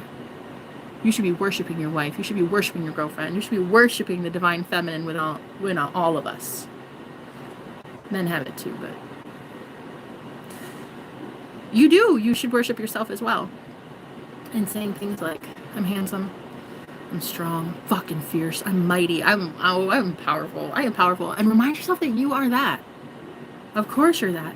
Your self-esteem and your self-concept of yourself will be so solidified if you just keep returning to this routinely. If anytime somebody calls you weak, no. Squash that shit. Change that thought immediately and say, yeah, no idea what the fuck you're talking about, but I'm God of my reality, so. Zero weakness here. Zero fucking weakness. Pull your head out of your ass. And this is when you start taking back your life and your power and your thought and your mind. No one will ever be able to tell you again what the fuck to do. Who cares? Who cares? They want you to shut up. Who cares? So your own family can tell you that they don't like you being this loud. And? I'm sorry. And? I fail to see the fucking point. Oh, my mom doesn't want me dating him. And? I don't care. This isn't your mom's life. This is your life. What do you want? Oh, well, see, like, I want to work at this place, but, like, my boss says that. I don't care what your boss says. I don't care what 50 employers before this one said. What do you want? Claim that you have it, be about it, and make the universe conspire in your favor to get you that thing. I don't care what past employers told you. I don't care what your girlfriend told you. I don't care what a pastor tells you. I care what God tells you, and God only ever says yes because God is a yes man. The universe is always a yes man. That's it. End of story. You never get told no. You always get told yes. Start saying shit that you want to get yes towards. Most of you are like, but I'm so impoverished and I have no money. Yes. Here's more experiences for you to think that you're impoverished. Oh, well, like nothing ever goes my... Yes. Here's more evidence for us to prove to you that you're weak. Oh, like nobody ever wants to date me. Yes. Here's yet another year of it being you in your hand, buddy. Right. It's like, it's not my fault that you just keep getting told yes by the universe who always says yes. But it just happens to be a shit life because we just keep saying the wrong things to get a yes to. I think we should be saying yes to things like marijuana. Because whoever's smoking here, girl, I smell it. I can literally smell one of my viewers smoking that cannabis right now. And it was the second Allie came in. I love that you admitted it, Queen, because I fucking knew it was you. Girl, you smell like 420 everywhere you walk around. Honey, I can smell you from 1,000 miles away. Shit. I am hella psychic. And you are hella high. Allie. Anyway. So the point I'm trying to make. I don't know which point I'm trying to make. I don't know. I'm trying to make some sort of point today. You ever just throw shit at a wall hoping it sticks? That's what I've been doing today by just speaking. What was I saying? I don't know. Something cool. I'm pretty sure I was talking some sense, wasn't I? I was. What was I saying? I was saying something smart, right? Somebody told me I was, because I'm pretty sure I was. Anyway. Yeah. So I'm kind of at that stage in my life where I'm like, I think I have a lot going for me. With the physical eyes, what people see with their physical eyes, yeah, okay. That looks pretty bad. Kind of maybe the worst it's ever looked for me ever. I would say yes. I would say that when you think rock bottom has hit you, that's just a joke. There's always something. Hopefully not. I'm going to change that right now. I'm going to say, no, there's nothing. There's nothing. This was rock bottom. Now I just go up. Now I just ascend. And I'm hopefully going to ascend with my twin flame. I'd really like to find my twinny poo. That one, that rock solid one that you can always rely on. Ah, that delicious teddy bear that you just want to squeeze and hold and hug and oh my god, I love you. You know, like you want that one. You want that one to ascend with. That's the one I want to ascend with. If I'm going anywhere and it's heaven, it's going to have to be with that guy because I don't like anybody else. And I only like him right now. I don't know. When I get to learn more about him, we'll see. But right now, I like him. I'm actually a really big fan. Okay? So, I'm okay with trying to ascend with this guy. If it ever gets twisted and the dude gets a funny idea, I will pull away. I'll be like, no, thank you. Don't hurt me, because, man, I'm not about it. I am not about it. You do not give your heart out as much as I have. And then have to call that shit back in as many times as I have. I'm not handing it out for free anymore. Thank you, Jesus. I know a lot of my spirit guides are probably like, Hercules, Hercules, she did it. That was the lesson. Stop doing that, Jenna.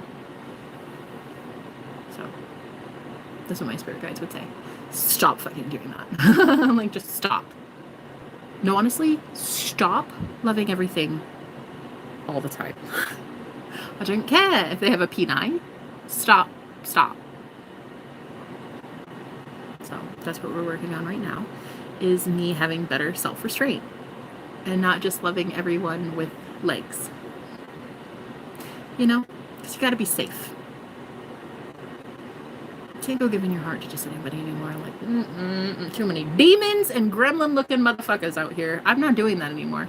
If you can't prove to me that you're not a fucking demon, a succubus, an incubus, or some sort of vampire, like, if you can prove it, call me. But if not, I'm sorry. I'm gonna have to eat a hell of a lot of garlic to be on our first date, just to see if you can withstand it. Because I feel like if I've had that much garlic, I feel like you would know. I'd have one under each boob and things. I really would make sure that you're not a parasitic vampire. I would. And then when you're not looking, I would even put on my tinfoil hat. I would on our first date, just to make sure. Ask me if I'm joking. You know I'm not. That's the thing. You know I'm not. I will literally smell like garlic just to piss you and any vampires off that may or may not be a demon. And if you have a problem with that, don't take me on a date, because I'm telling you, the waitress will come up and she'll be like, "Can I get anything for you, miss?"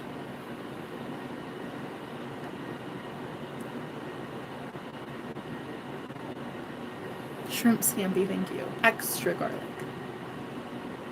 What would you like, honey? That's the only way, man. That's the only way I'm going on a date anymore in this new world. I'm not doing it. I'm not doing it. I'm single as a Pringle, and honey, I'm staying alive that way. If you want to take me on a date and you're cool with me smelling like garlic, and I mean that, to a point where everybody looks at me and everybody's like, is that garlic? Is that what it is? Yeah, it is. If you're cool with it, take me on a date. But like, I'd have to know that that is the ground rule. You have got to be able to sit across the table from me and smell garlic at the same time. And if I find out that you're not a parasitic vampire, we can talk. That's fun. We can be friends. I like that. I would like that. But so anyway, I have to consume a lot of garlic before I go on any date anymore. I've been noticing that. That's how I keep vampires away. Mm-hmm. So, what were we talking about? You okay? I want to eat garlic. I'm single too. Yeah, I think we'll be single forever. Okay, for real. Well, I will, because I am constantly at rock bottom, and people are wondering. People are starting to wonder, like, should I get involved with this girl? She's at like rock bottom, but like, why is she there? Nobody knows. Nobody can figure it out. Why is she there at rock bottom? Like, who is this girl? What's she fucking about? What's she doing? What's the afterlife doing to this girl? I'm glad people are finally asking. What we really should be asking is, how long has this girl been so hella psychic that she can't even poop in peace anymore? That is what some people should be asking. But it's a thankless job, and I don't get to poop in peace ever. Privacy, yeah, right. What's that? Pervs on the other side. I'm telling you. You think do you think the pervs are only here? Oh, honey, no. No. They're just dead pervs. There are some that are very, very pervish on the other side. But plot twist, they're actually not dead. They're very much living. These people are very much living. There really isn't any dead. See, they're all alive. Yeah. The only ones I would say are dead are the spiritually dead that are on this plane of existence.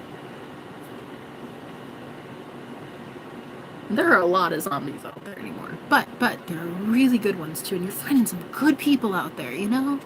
These are people that love to feed the homeless, and they clothe people, and they make children laugh, and they hold hands in the park with soulmates, and they love their dogs, and dogs are healthy and fun, and everything is just so good because it's so healthy. And I like that. My sister died in a bad car accident. Oh, I'm sorry. I'm sorry about that. Yeah, you can comment on my shorts on YouTube. Yeah. Yeah. You want to sign my shorts? You can. You can. That's definitely a new request. Never really thought about it. Haven't really thought yet. Is that where I would go? Where would I go with this show? How far would it go? I'm gonna have to say to maybe not. I don't think it would get to that point of you having to write on my shorts. I don't think so. I don't think it would. I have heard that it may. People do have this weird, sick fascination with me doing some crazy ish on the internet for money. I'm not noticing that. I'd rather talk about Jesus. Y'all need Jesus. I would rather talk about Jesus because some of these things, oh my God, I'm like, wait, what? Ew, what are you doing? I wouldn't. Not me. I'm sorry. I'm not judging. I'm just saying, like, oh my God, no, I can't do that. I can't do that. For money? Like, how much? Is it a lot? Okay. Well, no. That is not enough. Can you add a couple of zeros? No, I'm kidding. No. What kind of girl do you think I am? Don't answer that, because some people have been answering that question lately, and I'm not a big fan. You're the only fan that likes to see me like that. I am not doing anything like that for money. It's just not going to happen. I'm sorry. Lately, I have been told that I should, and I'm like, no, I shouldn't. You should.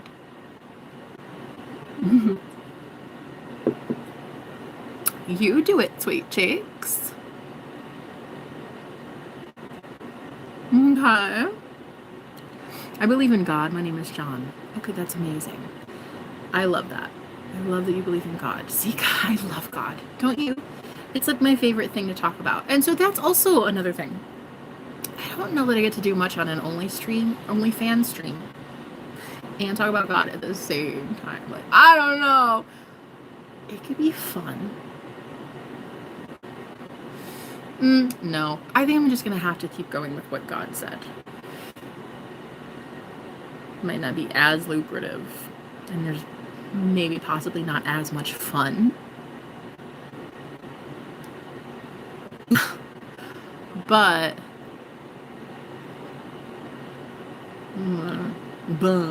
I feel like I'm closer to God. That's like needing to eat broccoli when you see everybody eating chocolate cake at the table. Sometimes I just want to be like, I just want to do some things. You know what I mean? Sometimes I do, and don't judge me. But sometimes I just want to do some things that other people do, and they get away with it. And sometimes I want to do it because that shit looks fun. And it looks like a girl from Nebraska who lives under a bridge and has never had fun ever in her life. And there are some fun things that some people are doing, and it's on OnlyFans. And I'm like, oh my God, I get it. But also, no. No, thank you. I get it, but no. I would rather my energy not be used for that. I want my energy to be used for something fun that I enjoy. Like falling in love, and phone calls, and sushi, and getting sunlight, and joking around, and having bonfires and stuff like that. I just care about my soul, and I don't want to do something that would jeopardize that. And that's just where I stand. I'm not trying to be holier than thou or judgy McJudgerson or anything. I think that it's really cool that people do stuff like, if you feel good with what you do as a gig, do it. Don't let me tell you otherwise. But for me, I just wouldn't like doing that. I wouldn't. I won't. I know I won't. Like, ugh. That would be the most boring live stream ever, because it would just be me sitting there like, you guys want to hear me recite the alphabet backwards? Okay. ZYXVVUT. I just can't.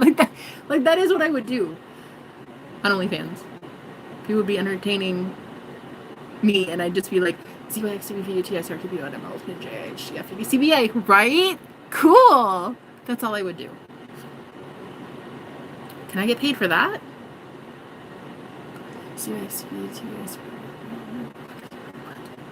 A, right. Can I get paid to do that? Because if I can, then that is totally yes. I would totally do the OnlyFans thing. But I think that the way they made OnlyFans sound was very much sexualized and very much not me.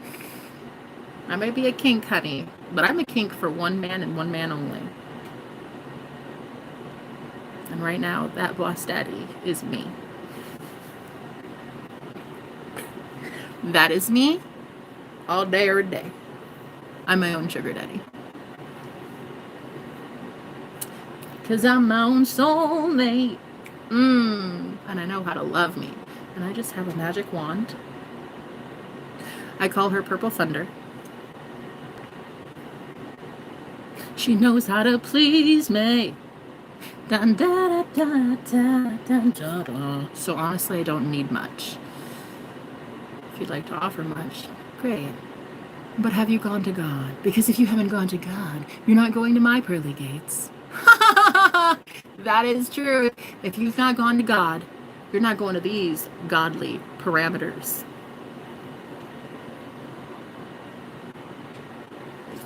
I will not take you to my wailing wall. Okay, okay. I know you know what I am saying.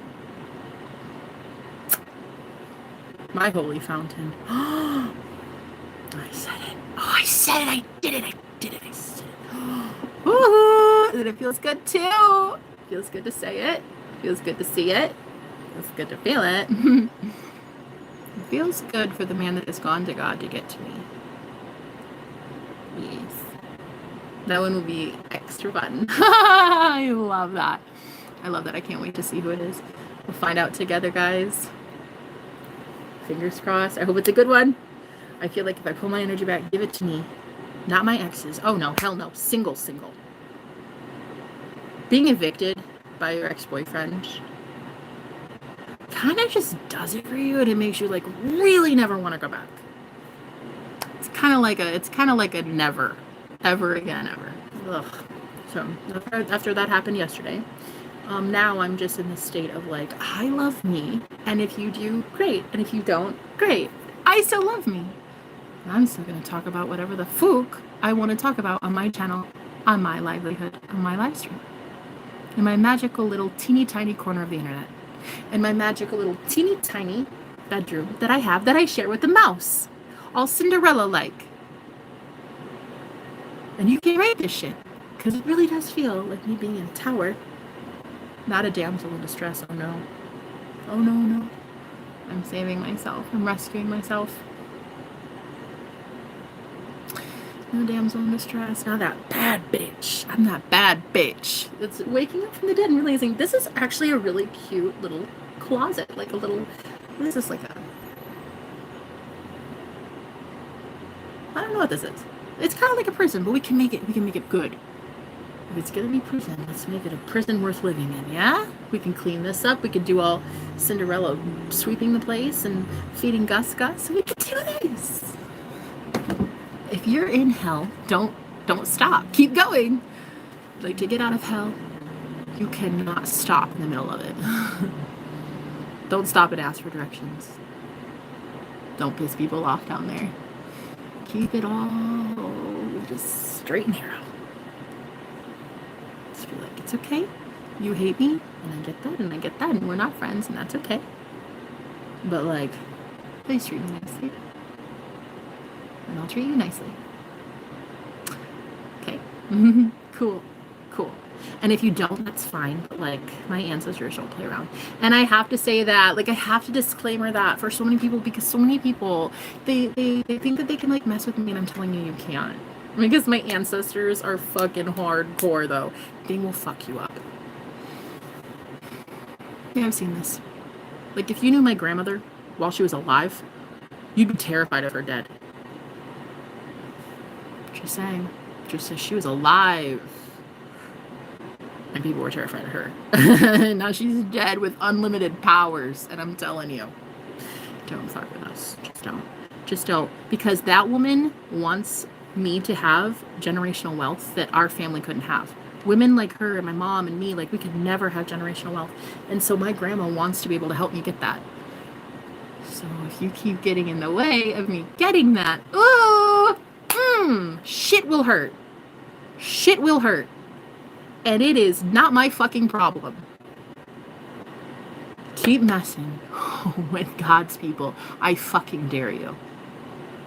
I dare all of you to keep trying it. I really do, because it's like poke the bear enough times, and when you get the bear, don't even try for 2 seconds to be like, oh wow, I can't believe you yelled at me. Look how loud you are. Look how mean you are. When a narcissist gets challenged for the first time ever, that's the thing they always say. They always go right to that. Wow. Ooh. Little old me? What do you mean, little old me? I mean 12 to 15 years of abuse. And that beautiful empath stands up one time and tells you to fucking kick rocks. And you think that going forward, people on this planet are going to believe assholes like you? Notorious for poking and prodding, getting it fucking twisted, bro. You think you've got witnesses? You don't even know witness stand yet. You don't even know top echelon witness stand. You don't know shit. But you will. You'll learn, because you're going to get schooled. It'll be very fun. People like me that already went to spirit school, we graduated spirit school, and we now get to lead and teach people through spirit school, know all too well what's coming down the pike for you. A whole bunch of narcissists like you. A whole bunch of tyrannical dictators in name only. Like, you think the Holy Spirit is going to let your pompous, inflated, self-worshipping ego get to a point of just utter proportions of mass destruction, and you think they're going to let you fit through a door and give you opportunities to start influencing millions of people, leading them astray? Honey, no, sir. Sit down, shut up, close that book, take the cotton balls out of your ears, start listening to some guidance, start listening to the divine, start listening to some fucking truth. Have a seat, shut up, and stop preaching and stop teaching people if you don't know how to teach and lead through your heart space. Period. Sit down, shut up. To all these cult leaders, all these wolves in sheep clothing, the Pharisees and Sadducees of today, when Jesus would literally do a fucking miracle right in front of people, right? Jesus would heal the sick or feed someone using barely nothing. 2 pieces of bread and some fish. But it's that kind of example that the Pharisees and Sadducees couldn't fucking stand. And the religious leaders of that day would say shit like, oh, well, see, you're not supposed to do that. Look, hey, like, I know you want to feed your people, but you're doing it on the wrong day. Because we've got rules here, man. And Jesus was like, cool. I get my orders from a higher source. Have a good one. And he would literally go heal people. He would go feed people. He would do shit regardless of what a couple holy rollers, prestigious Bible thumpers, pompously wanted to say. You know who didn't have a Bible? I'm going to tell you. Here it is. Ready? You know who didn't have a Bible? Jesus.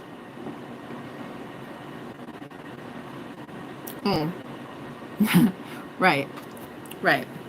So now, knowing that the Christ is us, we're supposed to be rising again. We're supposed to be giving all of our time, energy, and resources to our ascension. That's the equivalent of a tree being pruned, isn't it?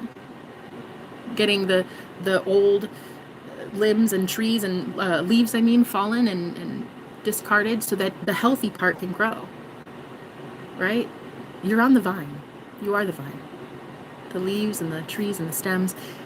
If there's dead things, cut those off. Prioritize yourself and not the things that you knew at one time you wanted, but it never fully functionally came in the way that you were seeing it as. So now you have to see that you did not feed that version of reality enough. And I'm sorry to say it.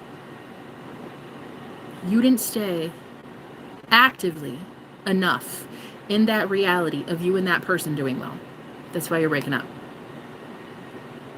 You didn't see the version of them that's apologetic and safe and beautiful and kind. You fueled the side of tyranny, a dictator, a bully, a troll, a monster, someone who would hurt you. You thought it could happen. You assumed it did. And so because of the law of assumption, it did. What you assumed to be true is true. You thought that person could abuse you, and they did. So you have two choices. You can free yourself from that and realize that no matter what comes in, it will be better than that. Literally no matter what. Oh my God, literally no matter what. It doesn't fucking matter, bro. It could be living on a fucking bridge. And this would feel better. I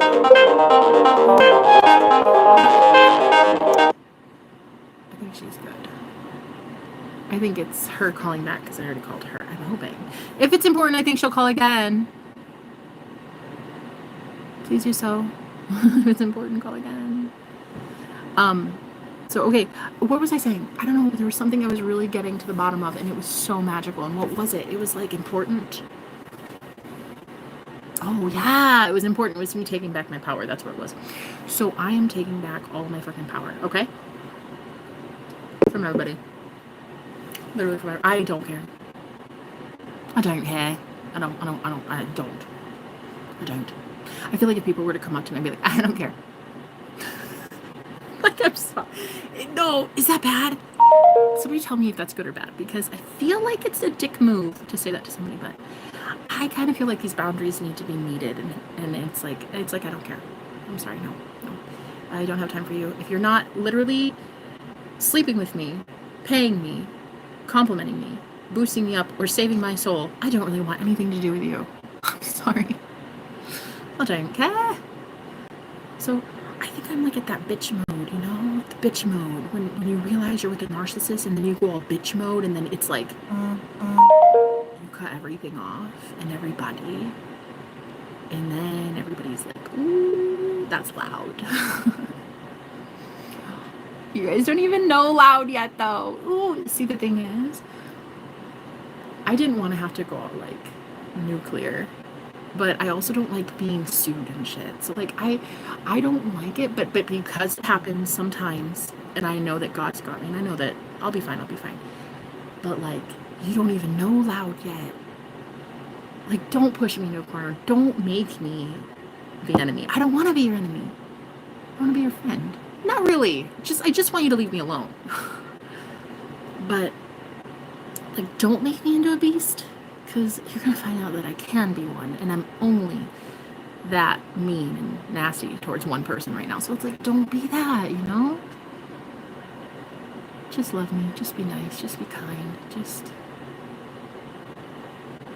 Just live and let live, you know? Never just want to do that. Live and let live. And honor the love that you shared with somebody.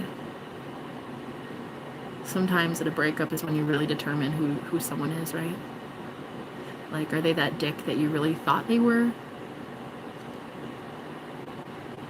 Or do they actually want to be better and love you and take care of you and be sure you're the reason that you're safe and protected?